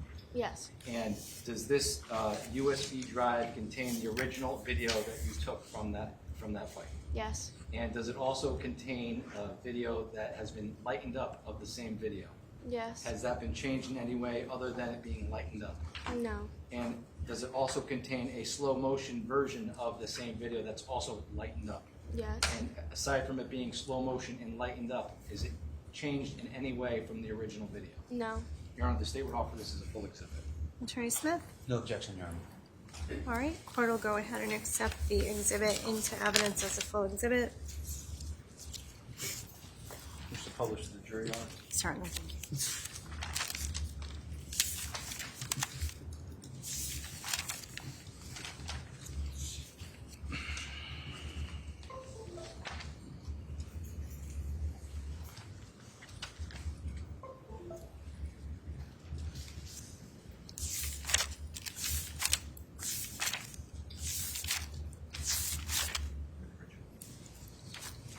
We're going to watch the three videos together. Mm-hmm.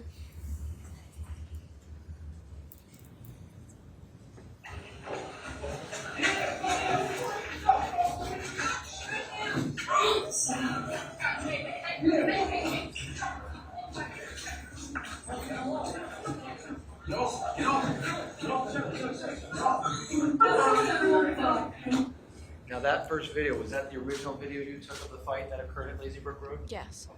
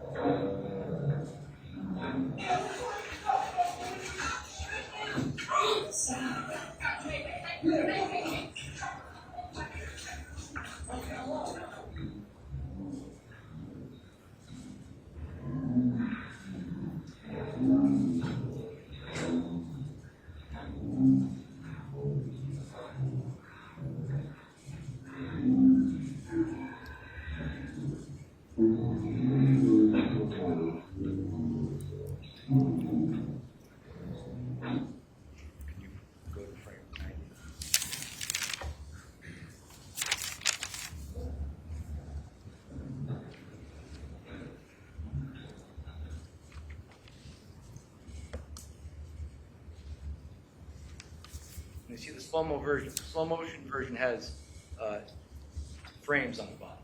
Okay? We're at frame 90 on State's Exhibit 58, the slow motion version. I'm going to ask you, can I have that pointer? Can you tell me, do you know who this individual is right here to the left? Tyler? Tyler De Silva? Yes. Do you know who this individual is here in the center with the dark you pants able- and the helmet? Are you able to see the pointing? Can't see the pointing, Your Honor, but I can see the video and I'm fairly clear who alright. it is he's pointing. Yes. Who That's is that? Leto. That's Leto, the defendant? Yes. And who is this in the red sweatshirt here? That's Jack. And the kid in the green sweatshirt, do you know who that is? No, I don't know who that is. Is that one of the Shelton kids that came? I don't know. You don't know? Okay.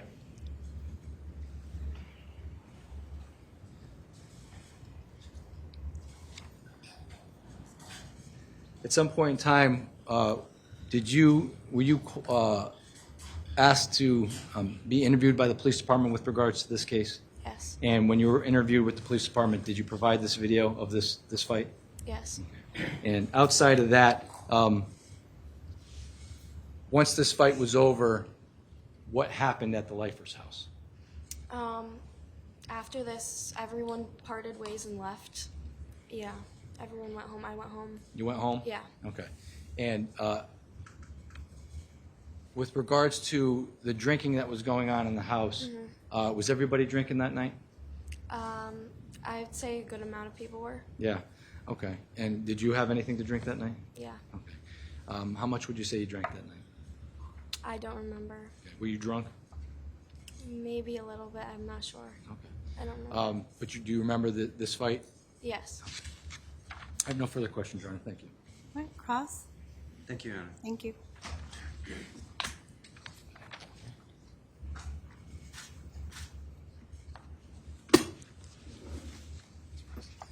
Good afternoon, Ms. Molnar. Good afternoon. I'm just going to go over with you what you've testified to here, okay?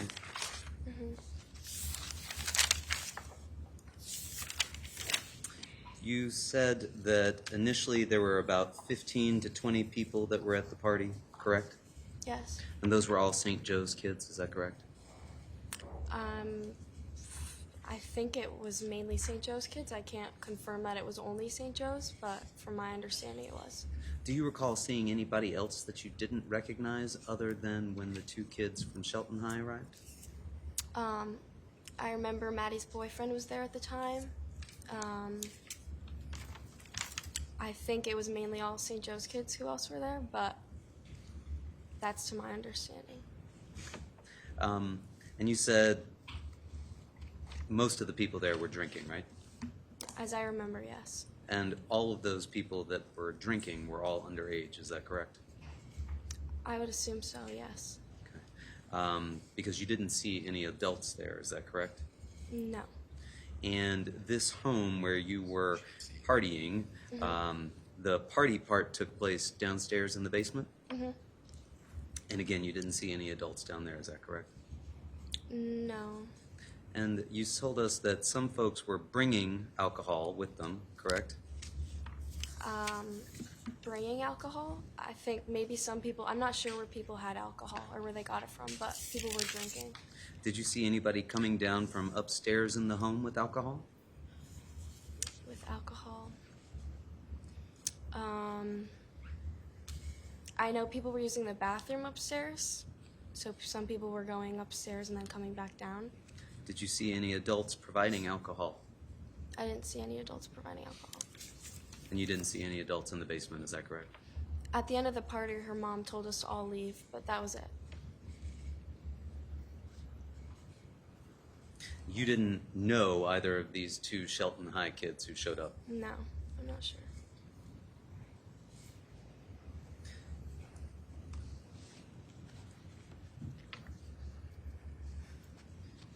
And you started to record this because you thought what was going to happen? It was kind of just out of impulse, I think. Yeah, I think I just reacted. And you shared that video with the police when you talked to them on June 1st, correct? Mm-hmm. But between May 14th and June 1st, you didn't share that with any police officers, did you? Not the ones other than the ones I showed. on June 1st? I'm pretty sure, yeah. And so you weren't recording it at that point to preserve it as evidence to show somebody, No. right? And you didn't know if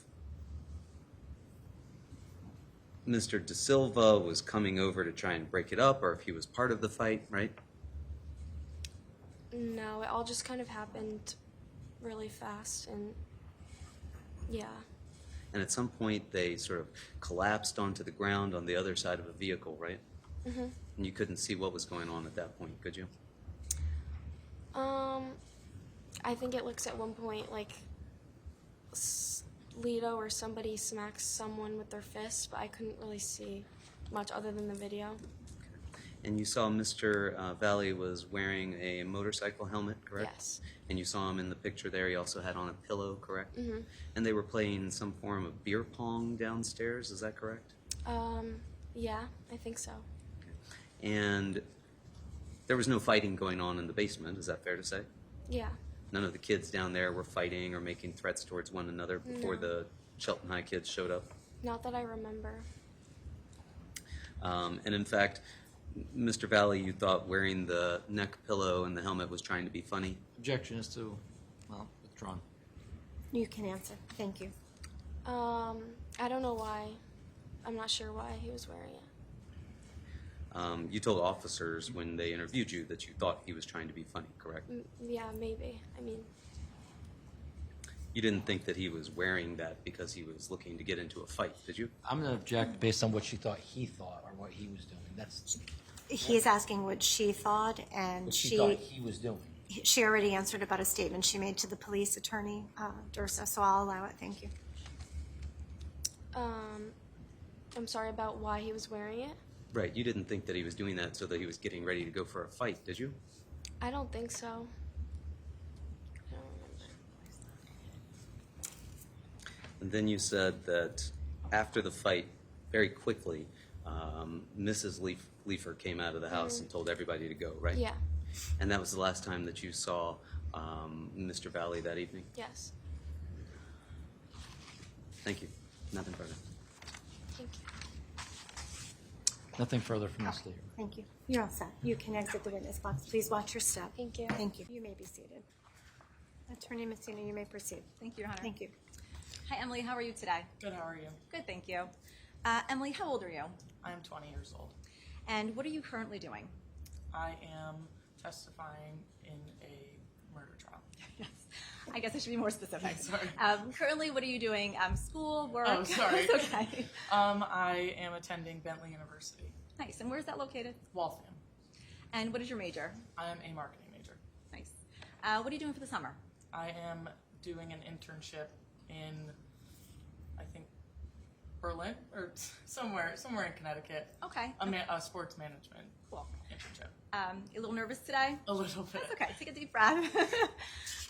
Okay. So, do you recall us meeting before today's date? Yes. Okay. And what was the purpose of that meeting? Was to talk about the trial.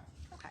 And did I tell you to just tell us the truth and nothing but the truth? Yes. Did I tell you what to say? No.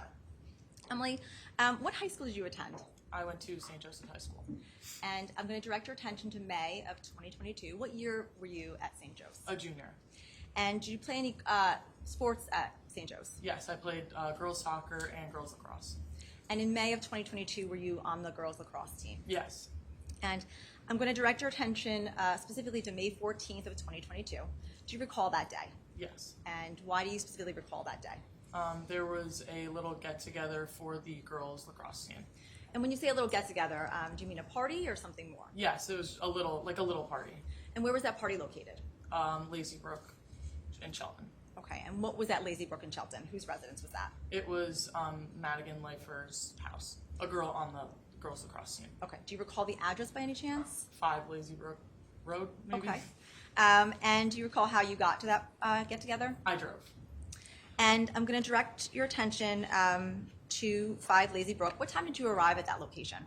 I'm not too sure. Sometime around 5-ish. Okay. And when you got to the party, what was going on? Nothing really. It was more just like everyone was hanging out in the basement. Approximately how many people were at this party? Around 20-ish. At some point as the night progressed, did the party get bigger? Yes. And how large would you say it got? How many people would you say were there later on in the night? I can't really recall. Okay. In attendance at the party, was it just St. Joe's girls lacrosse players, or were there No. other individuals there? There was more St. Joe's kids and some other kids from Shelton. Okay. And when you say some other kids from Shelton, how many other kids from Shelton were there? I'm not completely sure the exact number, but I do know that there was 2. Okay. In addition to, you said some girls lacrosse players, you indicated 2 Shelton High School students. Was there anyone else that was there that was not invited? Yes. Objection, Your Honor. Sustained. I'm going to strike the answer. Thank you. Just disregard it. It's not part of the evidence. Emily, are you familiar with Tyler De Silva? Yes. Are you also familiar with an individual by the name of Jack Snyder? Yes. And what about an individual by the name of Raul Valle? Yes. How are you familiar with those individuals? I was in their grade at school. I had classes with them, but that's pretty much where it ended. Did you hang out with their friends at group gatherings at all? No, not usually, no. Okay. If you were to see them, for instance, out, would you recognize them? Yes. Okay. From those 3 individuals, do you recognize any of those individuals here today in court? Yes. Okay. Who do you recognize? Lido. Okay. Raul. When you say Lido, does that person go by a different name? Yes. And what name does that person go by? Raul. Okay. So you know that person, Raul, as Lido as well? Yes. Okay. Can you please point him out and describe what he's wearing? A black suit with a black tie. Let the record reflect, Your Honor, that the witness is identifying the defendant. The record should so reflect. Thank you. So, Emily, as I refer to Lido or Raul, as you know him, I'm also going to refer to him as a defendant. It's the same person, okay? So, Emily, at some point, when you were at the party, did something occur between the St. Joe's 3 individuals that you just indicated, as well as the Shelton High School students? Yes. And what happened? There was a fight. Okay. And were you present when that fight took place? Yes. And when you say present, how close to the fight were you? I was very close. I was trying to break it up. Okay. Before we proceed, I am going to show you what's been marked as exhibit number 53. May I approach the clerk, Your Honor? Yes, thank you.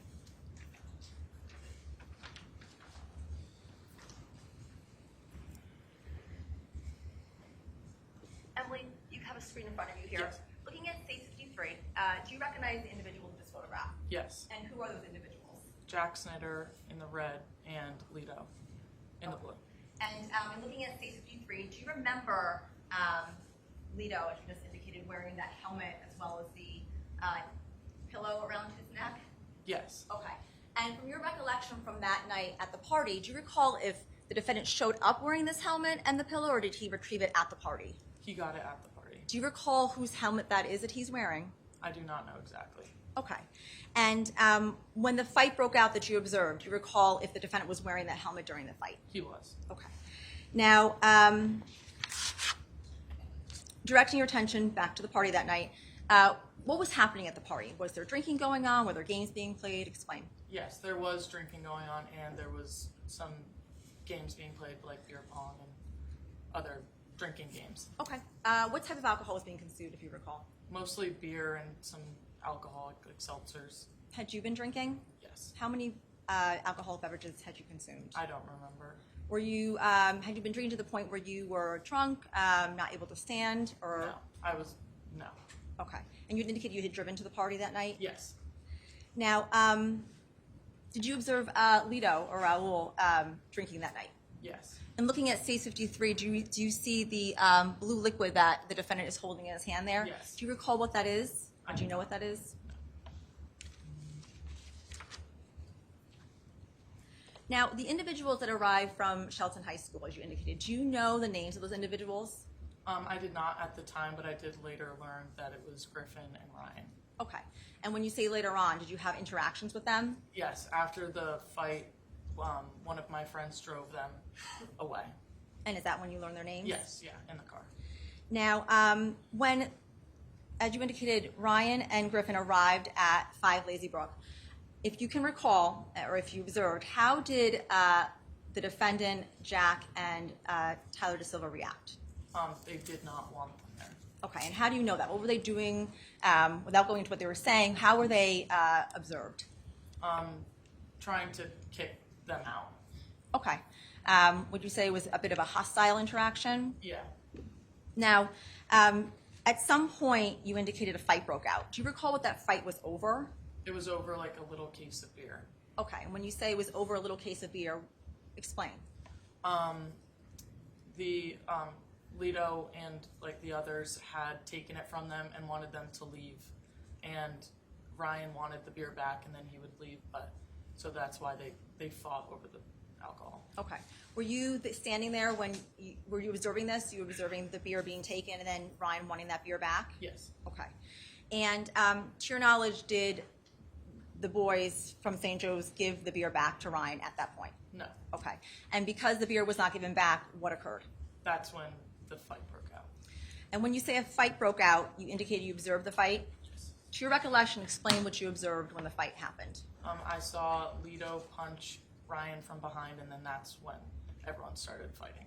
Okay. And when you say everyone, who else was fighting? Jack, Tyler, and Lido. Now, obviously from Stage 53, you can see here, you indicated Jack is wearing the red sweatshirt, Lido is wearing the blue shirt. What was Tyler wearing that night, if you can recall? A light blue jersey. Now, you had said that you were saying certain things during the fight when it was going on? Yes. What were you saying? Trying to break it up. Okay. And were you successful in breaking up the fight?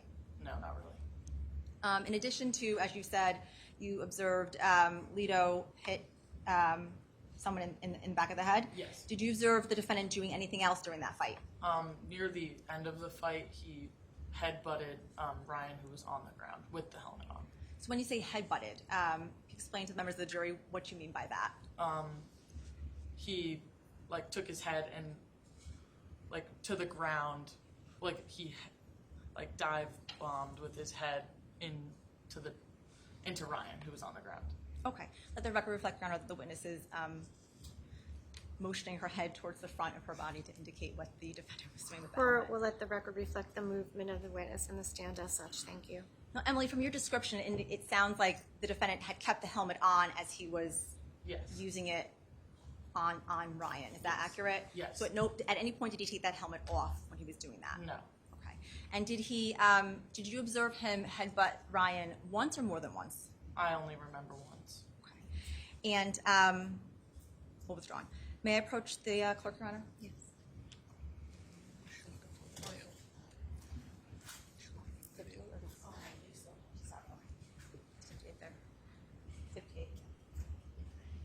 Emily, I'm going to show you what's been marked as State 58.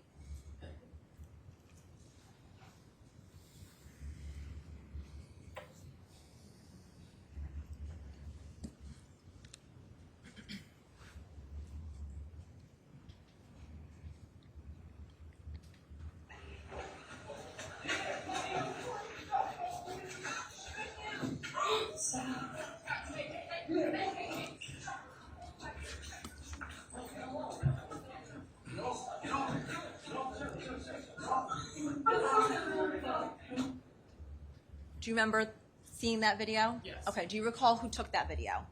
Bella Molnar. I'm sorry? Bella Molnar. Okay. Do you know Bella Molnar? Yes, we were in the same grade. So she was a friend of yours? Yes. And if we could just have a play the slowed down version, go to frame 90, please. Thank you. I'm going to show you a clip from one of the versions of that video.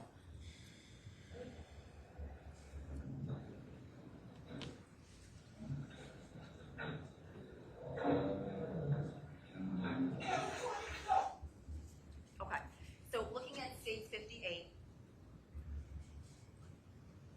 can you see on your screen there? Yes. Yeah. Okay, if you can point out who was in the red sweatshirt there. That was Jack Snyder. Okay, and over to the left-hand side of Jack there in the blue jersey, who was that? That was Tyler.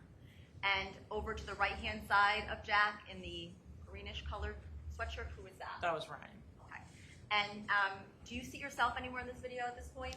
I'm on like the far right. I don't think you can really see me yet. Okay, you can just back it up. Rewind it.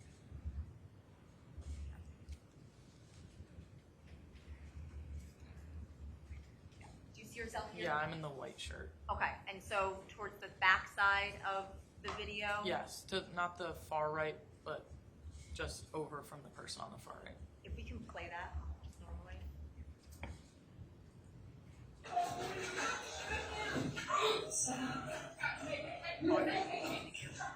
So, Emily, you saw yourself walking towards the fight. Is that you Yes, in State 58? What are you doing at that point? I'm trying to break it up, like push people away. What did you do to break it up? What did you physically do? I was trying to like push like people with like my hands. So you had hands on people? Yes. Okay. Were you successful in getting anyone off, anyone at all? No. And how close were you to the fight when you observed the defendant headbutt Ryan? A foot or two. Okay. And did you recall, withdrawn, after he headbutted, what occurred after that? Then the fight pretty much subsided. After the fight had ended, is it fair to say that the party kind of dissipated at that point? Yes. Okay. And how did the party dissipate? People were just starting to like be kicked out, basically. Who kicked them out? I think the parents, but I'm not completely sure. As you were leaving withdrawn, did you leave the party at that point? Yes. Okay. And how did you leave? I left in a Jeep that my friend was driving. Okay. So you had indicated earlier that you had driven to the party. Yes. Did you leave your car? Yes. Okay. Why did you go in the Jeep with your friends? We were taking Ryan and Griffin away to wherever they needed to go. Did you have an opportunity to observe any injuries on Ryan Hines? Yes. Okay. And what did you observe on him? His mouth was bleeding and his nose was bleeding. And withdrawn. Whose Jeep was it that you got into? I believe that it was my friend Izzy's. Okay. And where did Izzy go to after you left the party? After she was driving us? Yep. I think we went back to my house after the night was over. Did she drop off Ryan? Yes. Okay. Do you Yes. recall where she dropped them off? I do not remember. And was it just you, Ryan, Griffin, and Izzy in the vehicle? Or were there other individuals in the? There were other people. May I approach counsel, Your Honor? Yes.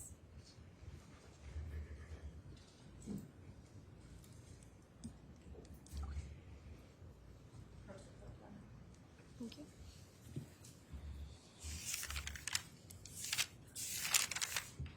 Is this 59? Yes. Okay, thank you. Any objection, Attorney Smith? Your Honor, I'd like to see the foundation Okay. laid. All right. Emily, I'm showing you what's been marked as State 59 for ID purposes only. Do you recognize this photograph? Yes. Okay, and what do you recognize that photograph as? It was a picture that we took on top of the Jeep. Okay, do you After the recall fight. who took this photograph? It was me. It was you, and it was a selfie? Yes. Okay, and was this photograph taken after the fight had broken up and before you left the party? Yes. For Izzy to drive? This was still on Lazy Brook Street. Okay. Does this picture fairly and accurately depict how you all were situated as you were leaving the party that night? Yes. Is there anything different in this photograph that you can point out that was different at the time of? Not that I can see. I'd like to see the full exhibit, Your Honor. Attorney Smith? No objection. All right. Court will accept into evidence states 59 is full. Thank you.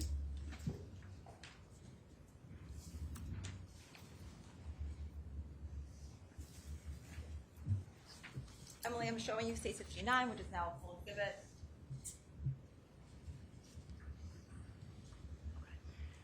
Emily, do you recognize these individuals in this photograph? Yes. Okay. And this individual right here, who's that? That's me. Okay. And the individual back here, who's this? That's Ryan. Okay. And the individual back here, who's that? That's Griffin. Okay. And the person who drove the Jeep, Izzy, where is she in this photograph? The far left. Far left. So over here? Even more like near the bottom left of the picture. Okay. Yes. Okay, thank you. And how soon after you took this photograph did you leave the party? I believe right away, but I can't be sure. Okay.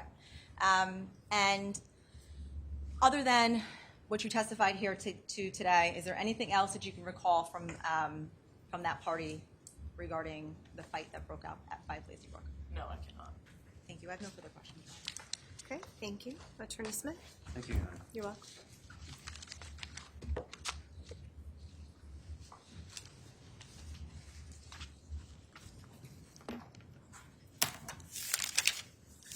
Good afternoon.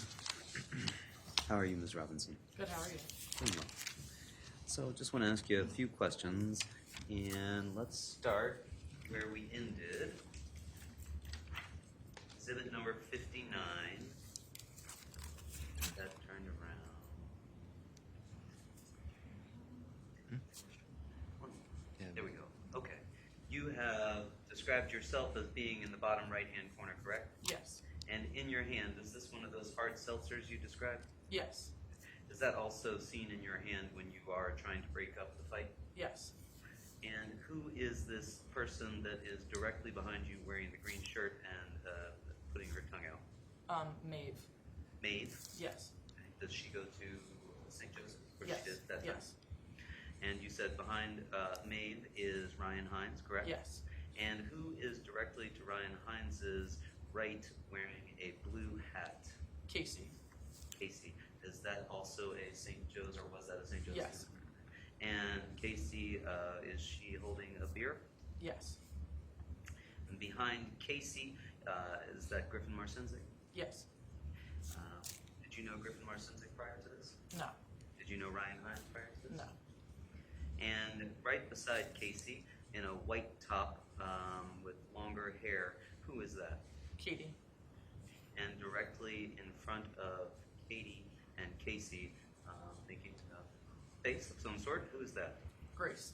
Grace, also St. Joe's Yes. at that time?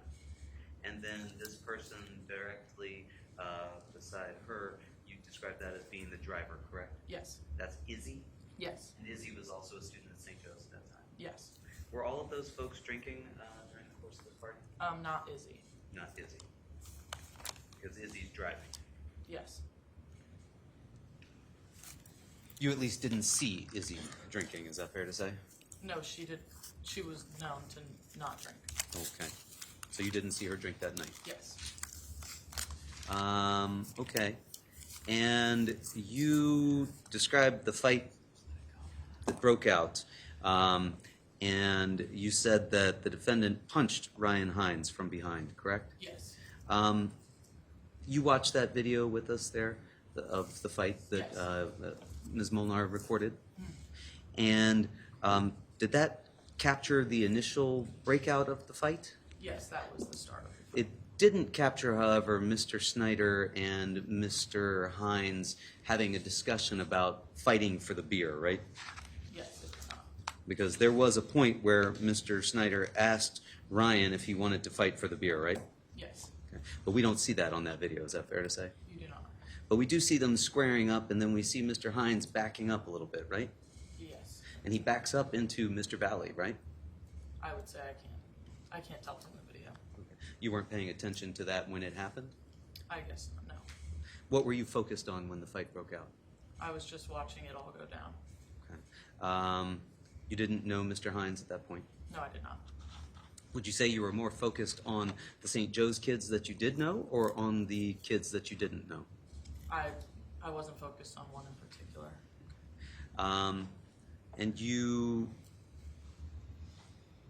watched that video with us, and you tried to break it up, and you saw yourself in that video, correct? Yes. You're holding on to that seltzer that you've got in the picture later. Yes. And the fight sort of tumbles forward, right? Yes. Behind a vehicle that's there? Yes. That wasn't the Jeep that you've described as driving away in? No. Do you know whose vehicle that was? That was my car. That was your car that we see them go behind? Yes. Okay. Were you worried about your car getting damaged at all in the course of this fight? No. How close were they to your car? Were they bumping up against it? I can't remember. I don't think so. Okay. At some point you said you got actually into the fight close enough that you were touching some of these people, correct? Yes. How many people were involved at that point? I can't remember exactly the exact amount. Were you the only person that was trying to break it up? I believe so. There weren't any other people that were involved trying to break up the fight? I can't remember. You don't recall Mr. Valle taking off the helmet, correct? No, I do not. Involved in this fight, there were at least Mr. Valle, Mr. Snyder, Yes. Mr. De Silva, Mr. Hines. Yes. You yourself were involved as far as getting over there and putting hands and trying to break it up. You think it was just the five of you? I That's all I can really remember. Where was Mr. Marcinzik at this time? I do not remember. Do you know where any of these other people were that were in the Jeep with you? No, I do not remember. It was chaotic, correct? Yes. You were focused on trying to break up the fight. Is that fair to say? Yes. You've described not seeing Mr. Valle take off the helmet, correct? Yes. But you say that he headbutted Mr. Hines, correct? Yes. And that he dive-bombed him with his head, correct? Yes. Could you see what was at Mr. Valle's feet at that point? I do not remember. Could you tell whether or not he tripped? No, I do not remember. Could you see if anybody laid their hands on him and pulled him? No, I do not remember. You weren't focused on that, right? No. Whose hands, who were you touching with your hands when you were trying to pull somebody apart? I believe it was Tyler's. You ever been involved in a fight before? No. Was it scary? Yes. Was it dark? A little, but there was lights from the garage. Was it as light as it appears in the video that's been lightened? I do not remember. To your recollection, which of those more accurately reflects what you recall? The lightened video or the darker video? I would say the lightened. The lightened video is Yes. more what you recall. Yeah.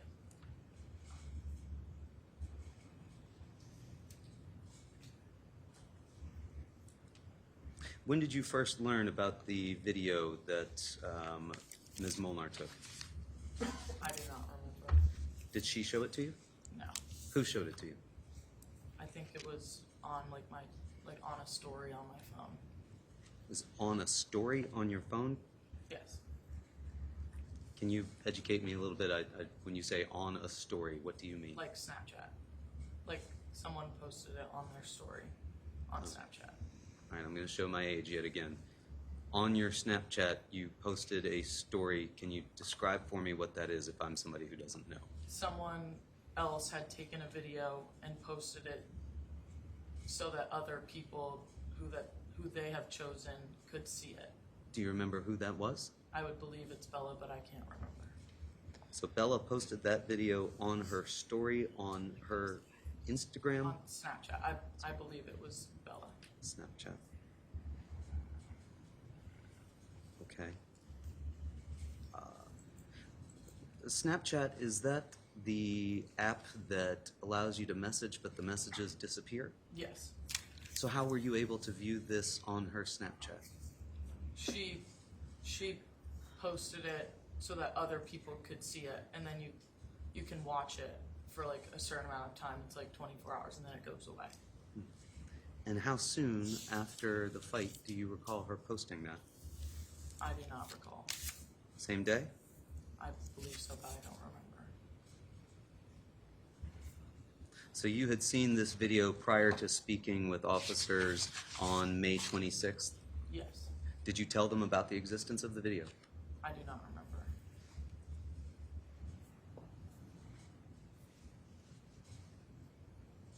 Did you tell these officers about drinking that had been going on at the party? Yes.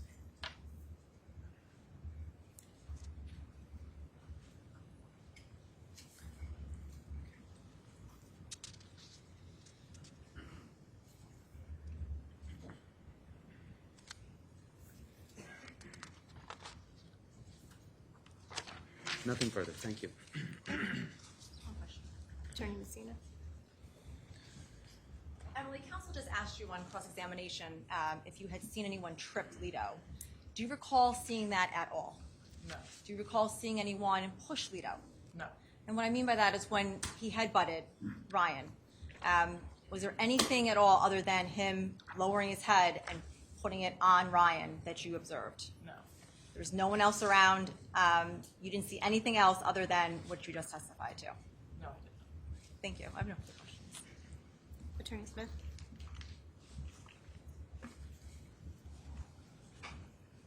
You just told us that you didn't see anyone trip or push the defendant, correct? Yes. You told us that night you had your hands on Mr. De Silva, correct? Yes. Was your focus on what Mr. Valle was doing at that point? It was more on the whole fight itself. How many times have you seen that video that we've just watched? A handful of times, maybe 10. I'm not sure the exact amount. And what effect do you think watching that video 10 times has had on your recollection? I'm not sure. Are you able to tell what you recall from that night versus what you recall from having watched that video 10 times? Yes. And you can distinguish those two things here for us. Yes. Thank you. Anything for us? You may exit the witness box. Thank Good afternoon, Tanner. Can you do me a favor? Keep your voice up. You're soft-spoken, okay? Okay. Tanner, how old are you currently? I'm 21 years old. And are you currently in school? No, I'm not. Are you working? Yes. What do you do? I work at Extra Duty Solutions in Shellen. And how long have you been doing that for? Since last October, over a year now. And did you go to high school? Yes. Where did you go to high school? Shelton High School. And what year did you graduate? 2021. And prior to your testimony today, did you and I meet before? Yes. How many times did we meet? About 2 or 3. And what did we discuss? Just about the case, and I would have to come testify. And I want to direct your attention to May 14th of 2022. How old were you back then? I was 18 years old. And were you in school at that point? Nope, I just graduated. So did you graduate the year before in 21? Yes, the year before. And I want to direct your attention to later on that night. Okay. Can you tell the ladies and gentlemen of the jury what you were doing? I would rephrase it as earlier that night. So earlier that night, I was at my brother's house, and he was having a little bit of a get-together, and then I received a call to give Ryan and Griffin a ride to another party in Shell. So what time would you say you were at your brother's house? I do not recall exactly what time, but earlier in the night. And when you were at your brother's house, were you drinking any alcohol at that point? Not prior. Okay. And at some point, you say you left to go give Ryan and Griffin a ride? Yes. And where did you give them a ride? I gave them a ride to Lazy Brook, which I found out later was the Lifer's house. So Lazy Brook Road? Yes. And when you gave them a ride to Lazy Brook Road, where did you go pick them up first? From Natalia Ritzik's house. Natalia Ridzik. Yes. And you brought them from Natalia Ridzik's house to Lazy Brook. Yes. And when you got to Lazy Brook, what time of night would you say it was? A little later in the night, to relatively around 10-ish o'clock. Okay. And when you got to Lazy Brook, do you recall whether or not Griffin and or Ryan had anything with them at that moment? I do not. I didn't really examine them upon them getting in my car. Okay. And when at some point in time, you got to Lazy Brook, and did they get out of the car? Yes. And did you park the car and get out as well? No. What did you do? Once they got out of the car and shut the doors, I went back to my brother's house. And when you got back to your brother's house, what were you doing when you got back to your brother's house? Once I got back to my brother's house, I had a couple drinks. And what kind of drinks were you having? I do not recall exactly, but seltzers. How long would you say you were at your brother's house for? I do not recall exactly. Did there come a time when you were at your brother's house where you were made aware of an incident that happened at Lazy Brook concerning Griffin and Ryan? Yes. And when you found that out, what, if anything, did you do with regards to withdrawing? Did you try to communicate or call Griffin or Ryan? So I answered Ryan's call, which he informed me of an incident that happened. Objection, Your Honor. Hearsay. Without telling us what he said. Hold on a minute. Let me just deal with the objection, okay? I'm just going to stop you. So I'll sustain the objection to the extent it was hearsay. I will go ahead and everything from after, yes, I received a call, to what Ryan said will be stricken from the evidence. I'm instructing the jury to disregard it. You'll get a final instruction at the end of this case during your jury charge to further explain stricken evidence and how that applies to your deliberations. Okay, so I'll allow you to continue. Thank you, Your Honor. Thank you. Yes. May the witness just be reminded to keep his voice up. It's hard to hear here with the fan going. Yes, certainly, okay. So I am going to ask you, the microphone does Yeah, pull not that such a great job in terms of amplifying, but if you could speak into it and just remember to try to keep your voice up and also direct your answers to the jury. Thank you so much. So at some point in time when you're at your brother's house, you received a phone call from Ryan Hines, and based on your discussion, you were made aware of an incident that happened in Lacerbrook. Yes. And when that happened, what, if anything, did you do? I then was concerned, made sure he was okay, but I was informed that he. No. Without telling us what was said. Can you rephrase one more time? So when you had this conversation with Ryan, did you at some point leave your brother's house? Yes. Okay. And did you drive from your brother's house? No, I did not. Why didn't you drive from your brother's house? Because I started drinking, so I asked a friend for a ride. And who did you ask for a ride? Alex Bernstein. Alex Bernstein? How do you know Alex Bernstein? We met through mutual friends, but we have grew close over the years. And when Alex Bernstein picked you up, where did he take you? To Tyler Rich's house. And the first one.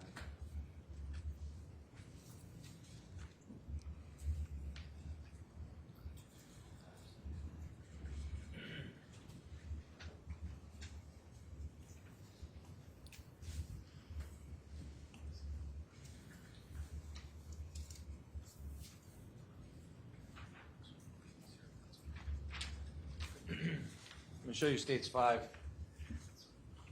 Already been made a full exhibit. You recognize States 5? Yes. What is States 5? That's Tyler Rich's house. Is this the house that Alex Bernstein brought you to on May 14th of 2022? Yes. Did you go there after you had the conversation with Ryan Hines on the phone? Yes. Why did you go there? He informed me that's where he was going. Without what he said, were you going there to meet anybody? I was going there to meet Ryan Hines. Okay, so you had information that Ryan was going to be at 43 Laurel Glen, and you went there to meet him. Yes. Why would you go there to meet him? Did you have any concern? I was concerned for him, so I went there to check on him. Now, when you got there, how many people would you say were at 43 Laurel Glen at that point in time? I do not recall exactly because I did not go inside. Now, are you familiar with? Let me have a moment. Certainly.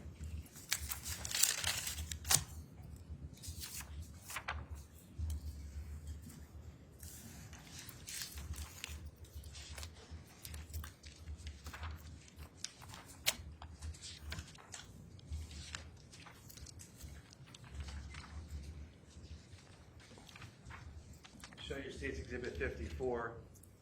You recognize States 54? Yes. Who is that person? It's Faison. Faison Teal? Yes. How do you know Faison Teal? We grew up together going to the Boys and Girls Club.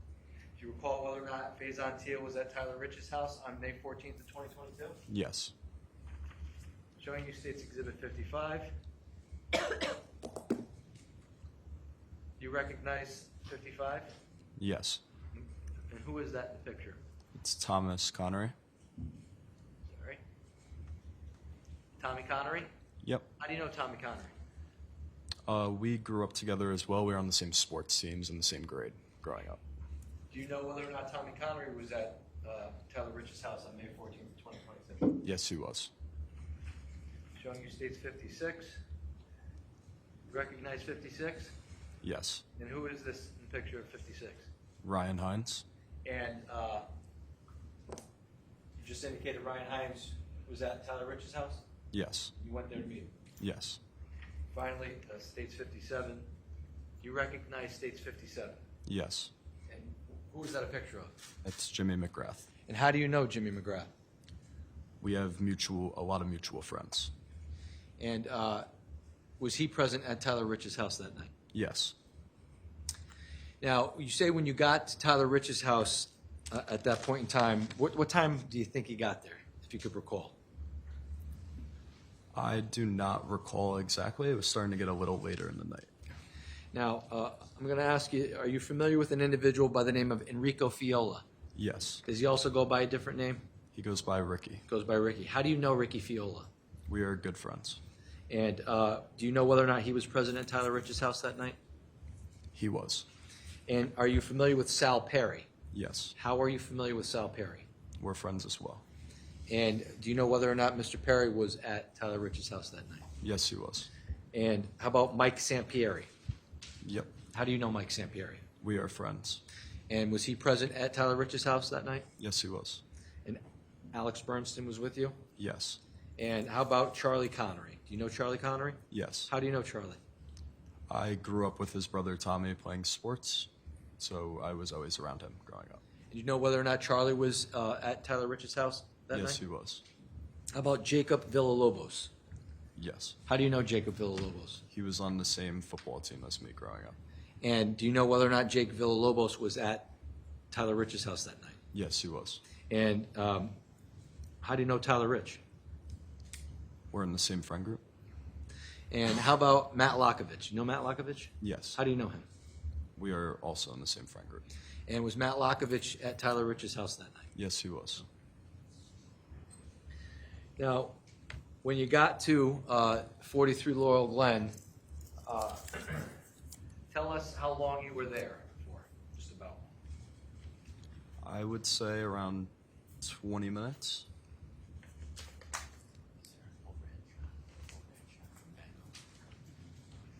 And when you say you were there for 20 minutes, when you were there, what were you doing? I was outside talking to Ryan. Show you States 50. Can you indicate on where on States 50? Well, let me ask you. Do you recognize States 50? Yes. What is States 50? That's Tyler Rich's house. And when you got to Tyler Rich's house, do you know whether or not this is a more recent picture? Right? Yep. Agree Yes. with that? Do you know where you were when you first got to Tyler Rich's house? If you could point us out in this picture. I was on the right side towards where the picture cuts off. Okay, so maybe near this red bush here? Yep, relatively right by the red bush. Okay, so may the record reflect, I'm pointing to the red bush to the right side of this exhibit, Your Honor. All right, so court will note for the record, you're pointing to the red bush to the furthest right of the photo. Thank you. And when you got there that night, what time was it about? I do not recall exactly, but it was later in the night. And what was the lighting conditions out when you got there? It was relatively dark, but not pitch black outside. Were you able to recognize people that you knew there? Yes. Could you see in front of you? Yes. Was there any light from the house being admitted in the front yard in any way? I do not recall. Okay. And when you got there, who did you meet when you got to Tyler Rich's house? I met Ryan Hines along with Tyler Rich was outside. Griffin Marcinzik was also outside. And did you have a conversation with them? Yes. Okay. And at some point, did you ever go inside the house? I did. You did. Yes. And how would you enter the house when you went inside? Through the cellar doors in the backyard. And where are the cellar doors located? Can you kind of point us out for the ladies and gentlemen of the jury? They are in the shadow that is made by the house, but they're not very visible in this picture. Okay.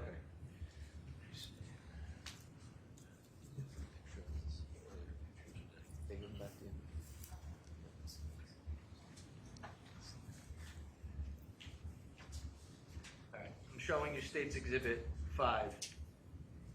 Can you see on States 5 where you would have entered the side of the house?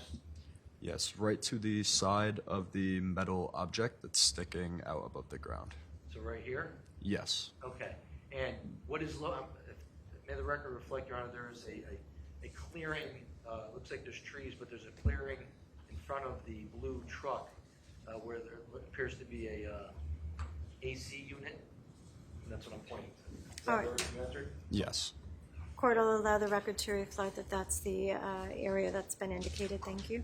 And What is located over here? To the right of the AC unit, there is cellar doors on the floor.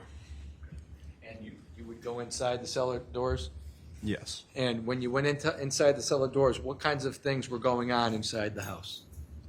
I went right down the stairs, but I did not make it fully into the house. Did you observe what was going on? No, I did not. Was anybody drinking at the party? Not to my knowledge, because I did not make it inside the house. Were you drinking when you got to Tyler Rich's house? No. So the only alcohol that you had up until this point was the couple of seltzers that you had at your brother's house? Yes. You know, at some point in time, you were standing in the cellar door stairway area, Yes. and at some point in time, did you leave that area to go back outside? Yes, I did. And why did you do that? I was standing at the cellar doors, and then I heard yelling that they were back. And that's when I made my way back to the front.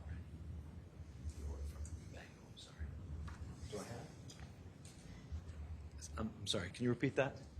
I was standing at the cellar doors, and then I heard yelling that they were back, and that's when I made my way to the front. Now, did at some point in time a car arrive at Tyler Rich's house? Yes. Okay. And do you know what kind of car it was? A dark-colored Honda Pilot. Okay. And when the Honda Pilot arrived at Tyler Rich's house, did you walk out and see who it was? Yes. Okay. Who was with you when you did that? I do not recall exactly, but Griffin Marcinzik, Ryan Hines, and Tyler Rich were next to me. And can you tell us on this exhibit here, State's Exhibit 50, when the car arrived at the house, did it park? It was stopped in the middle of the street. Okay, in the middle of the street, where? Towards the can you tell us on this exhibit, Exhibit 50? Yeah, relatively right in front of the mailbox in the middle of the road. Okay. And when you encountered the pilot, how many people were outside the house at this point in time? I do not recall exactly. And was there a number of kids? Number of Yes. Shelton kids, your friends? Yes. And did you all approach the car? Yes. And what, if anything, can you tell us happened when you guys approached the car? We approached the car, and there was a little bit of arguing with us outside of the car and individuals inside of the car. Did you notice anybody in the car that was familiar to you? Not at the time, no. Could you tell us how many people you saw in the car? About 4 or 5. Okay. And at some point in time, during this arguing back and forth, what, if anything, happened during that interaction? There was arguing back and forth, and then it was what appeared to be a glass bottle thrown out of the car. And what side of the car was it thrown? Towards the house, so the driver's side. So I'm going to show you State's Exhibit 30. Is this the car that you saw that night? Yes. And when the car arrived on Laurel Glen, was it facing towards Farmhouse or towards Adams? When it arrived, it was facing towards Farmhouse. And you said somebody threw a bottle out of the car? Yes. Okay. And was it a glass bottle or was it a plastic bottle? It was a glass bottle. And when the bottle was thrown, did that come from the driver's side, the rear passenger side, or from the opposite side of the vehicle? It If you was can the recall. driver's side. And when the bottle was thrown, what, if anything, happened next between the individuals in the car and your friends? There was arguing, and they sped off. At some point in time, do you recall whether or not anybody else threw things from the car or anybody from your friends threw things at the car? I do not recall. When the car sped off, what did you do next? I was walking back towards the cellar doors in the backyard because Tyler said for everybody to get back inside. Okay. And when you went back towards the cellar doors, did you hang out for a little bit? Yes. And when you were hanging out, were you drinking any alcohol? No. And at some point in time, did you exit the house again? Yes. Why did you exit the house? I heard yelling that they were back. And when you heard yelling that they were back, tell the ladies and gentlemen of the jury how you exited the house and what you did. I exited through the cellar doors in the back, and I went through the clearing in between the house and the tree line. And once I made my way to the front yard, there was lights on, so I started a Snapchat video, and there was already a fight started. I'm going to show you what's been marked as State's Exhibit 52. So once you came out of the Bilko doors, can you show the ladies and gentlemen on 52 where you walked to when you heard that they were back? Stand up. Yeah. I walked through a clearing through here and towards the front with my back against the driveway. So you were in this area here, this grassy area here, Yes. and when you made your way over, withdrawn, when you were making your way over, had a fight had already started, or was there just argument? There was already a fight started. Okay, and when the fight started, tell the ladies and gentlemen of the jury what you observed. I observed a chaotic scene and a fight in the middle of the grass, and there was flashlights around, therefore I started a video. Now, the fight that you observed, can you show on States 52 where the fight was occurring? Yes. It was right in the middle of the grass out here. And when you walked down to the area between the square cement thing there, and we'll say between the mailbox and that's the area you were in. And some, go ahead. I was right about by the concrete slab right here. And at some point in time, the fight had already started, and you indicated that you did what? I then started a Snapchat video. And can you explain what a Snapchat video is? Yes. A Snapchat video is a social media app, and to start a video or take a picture, there's a little white circle at the bottom of your screen. So to take a video, you just hold down on the white button, and if your finger slips off that button, then the video will stop. Or to zoom in and out, you could go up and down. Anything you do to touch your screen will affect the video on the app. Is it possible? Now, how do you save that video? There is a button in the bottom left corner to save a video. And when you observed the fight going on in this case, did you video it from the beginning of the fight? I videoed it from when I walked out of the cellar doors in the backyard, and the fight already previously started. And when you videoed it, is the light on your phone on when you're videoing it? I do not recall exactly. Approach the witness.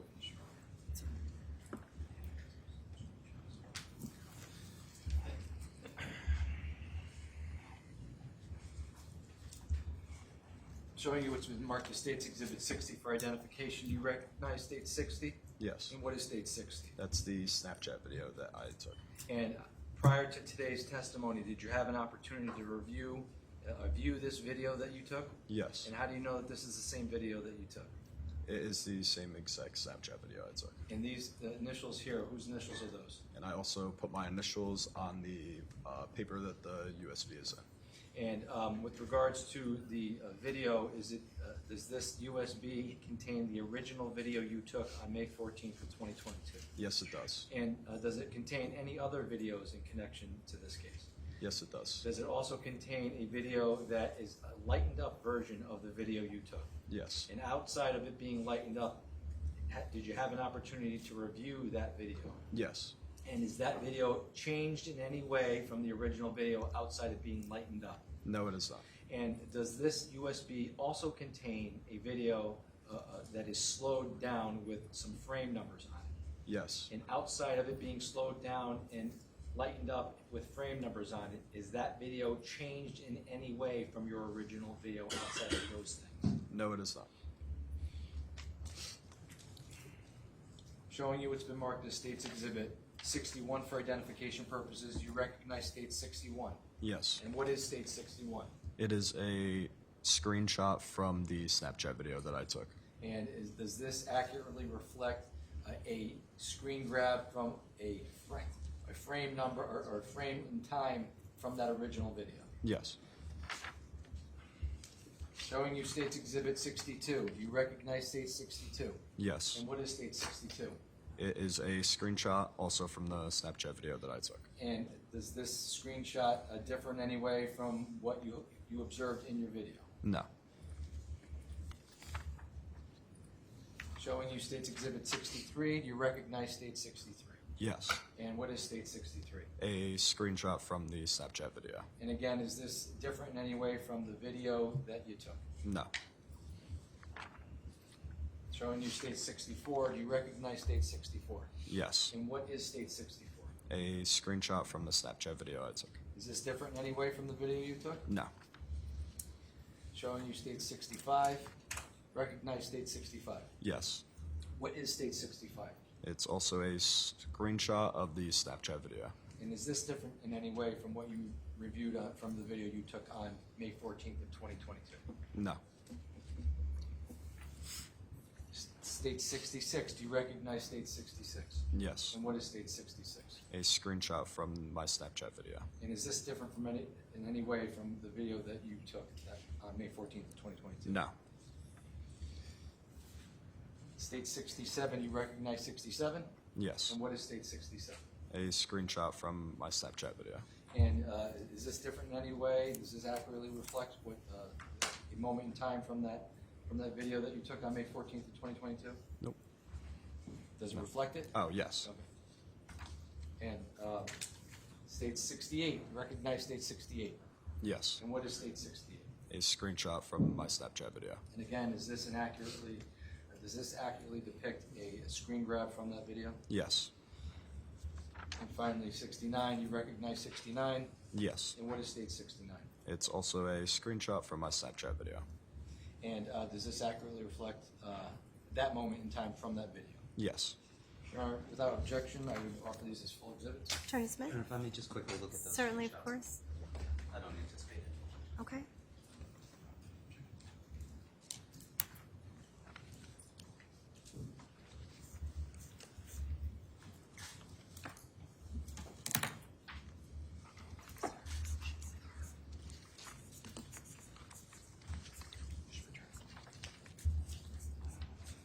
No objection, Your Honor. All right, with no objection, court will accept into evidence States 60 through 69 as full.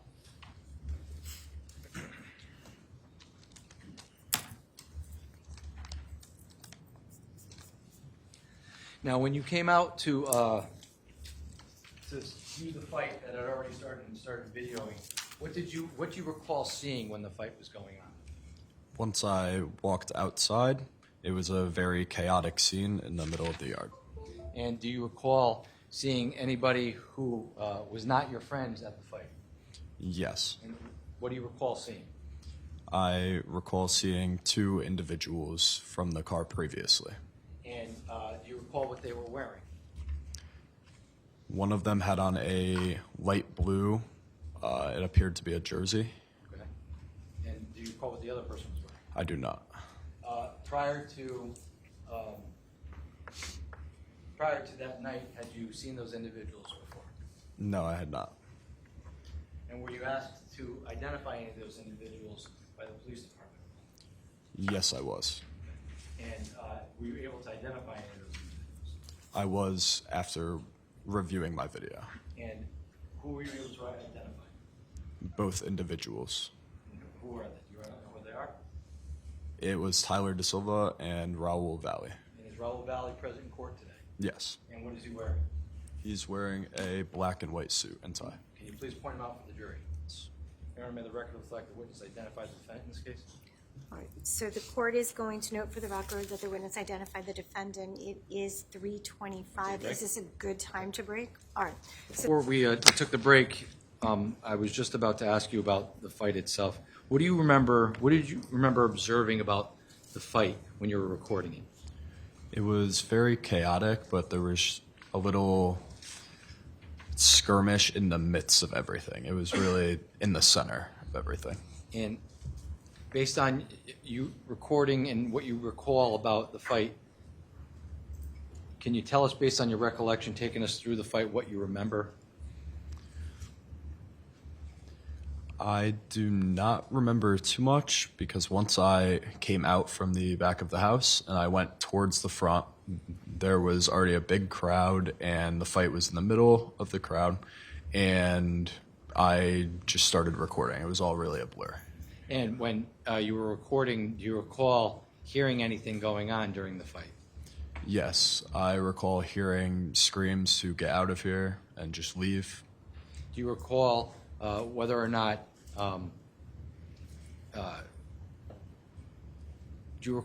Charlie Connery said anything during the fight? Yes, do you he recall? yelled, "He has a knife, he has a knife." And when you heard him yell, "He's got a knife, he's got a knife," what, if anything, did you do next? I do not recall exactly. He said it a few times, therefore it kind of registered in my head. And when it registered in your head, were you still recording the video? That is right when the video stopped. I'm going to show you State's Exhibit 60. We're going to play the original video. I'm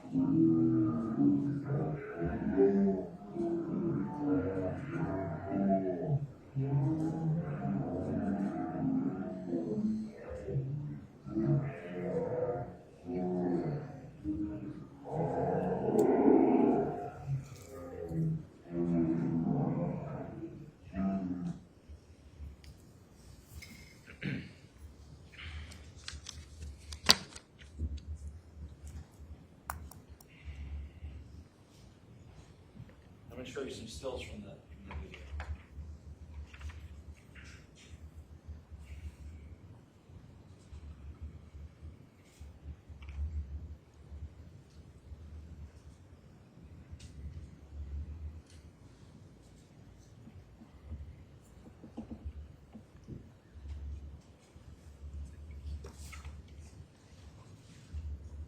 So I'm showing you State's Exhibit 61.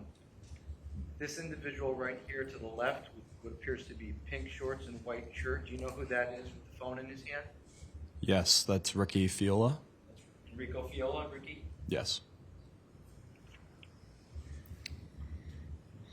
State 62. Do you know who this individual is? Yes, that is one of the individuals that was originally in the car and in the fight. And do you know who that individual is? Yes, that's Raul Valle. Defendant? Yes. State 63. This individual here with the green shirt and black shorts with white trim, do you know who that is? Yes, that's Ryan Hines. And this individual here with the white shirt and black shorts in front of Ryan Hines, who's that? That is Sal Perry. And this individual with their shirt off with the jeans on, do you know who that is?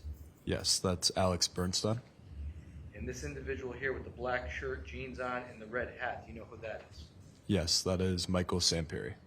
And this individual on their knees with their shirt pulled up, do you know who that is?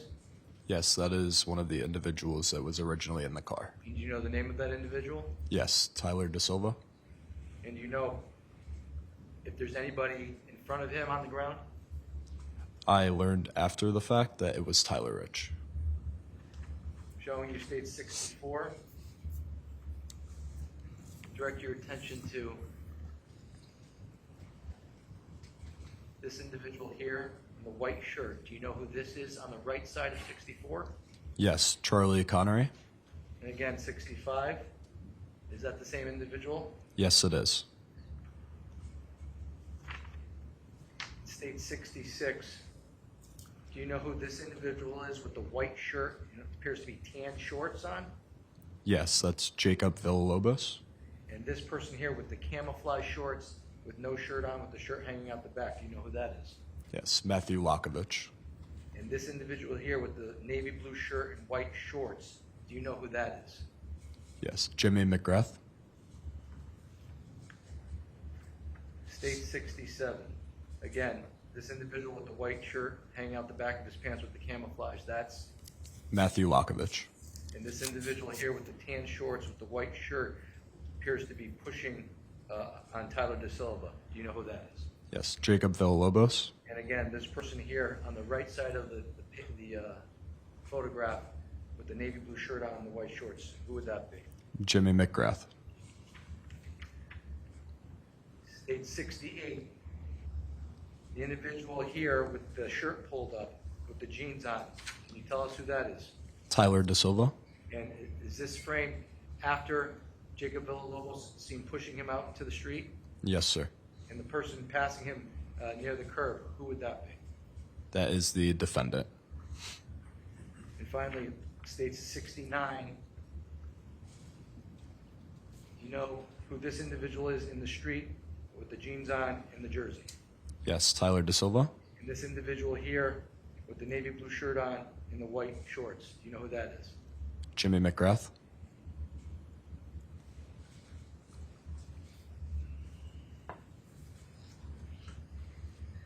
Now, when you stopped filming, withdrawn. After the fight ended, what did you observe? After the fight ended, I observed a chaotic scene where Jimmy was laying on the ground and the dark-colored Honda Pilot sped away. What about Jimmy did you observe when you saw him on the ground? He was just laying in the grass with a bunch of people around him. And did you recall whether or not he had his shirt on at that moment? I do not recall. And did you notice anything else about any of your other friends after the fight was over? At that moment, I did not. What happened after the fight ended? What did you do next? When Jimmy was laying on the ground, he appeared to have wounds, and everyone was yelling to go get towels. So then I made my way back through the opening in the backyard and down the cellar doors to go look for towels to assist. And when you went to go look for towels, what, if anything, did you encounter in the basement? In the basement, I encountered Ryan Hines slouched up against the wall with his arm across him, seeming to be heavy breathing. And did you assist Ryan Hines? Yes, I asked why he was down there, and he was just out of breath, and then I lifted his arm up and saw a wound on his rib cage. And what side of his do you recall what side? I do not recall exactly. And when you witnessed the wound that Ryan Hines had, what if anything, did you do with regards to Ryan? I told him that he had to go outside to an ambulance right away, and I proceeded to get his mom's phone number. And did you call his mother? Yes. And after you called his mother, did you help him outside, or did you help him outside first and then call his mother? I helped him to the ambulance, and then I called his mother immediately after. And after that happened, do you recall whether or not you spoke to police officers? Yes. Where did you speak to the police officers? In the driveway. Okay. And at some point in time, did you speak to police officers again after that night? Yes, the following day. And when you spoke to police officers, did you provide the police officers with the video that we just saw? Yes, I did. And on May 14th of 2022, when you were coming out of the Bilko door and you were encountering the fight, did you have any weapons on you? No, I did not. Do you recall prior to the fight whether or not any of your friends had any weapons on them? No, they did not. And do you recall witnessing anybody during the fight from your friends with any weapons on them? No, I did not. Did you witness anybody else with any weapons on them that night? No. Did you see anybody actually get stabbed? No, I did not. To the best of your recollection, what you told us here today is what you remember? Yes. You said you had a couple beers at your brother's house and that was it? Yes. Were you intoxicated to the point where you couldn't recall everything that you just testified to today? No, I was not.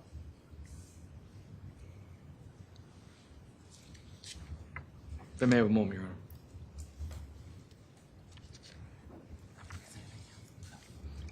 All right, no further questions at this time.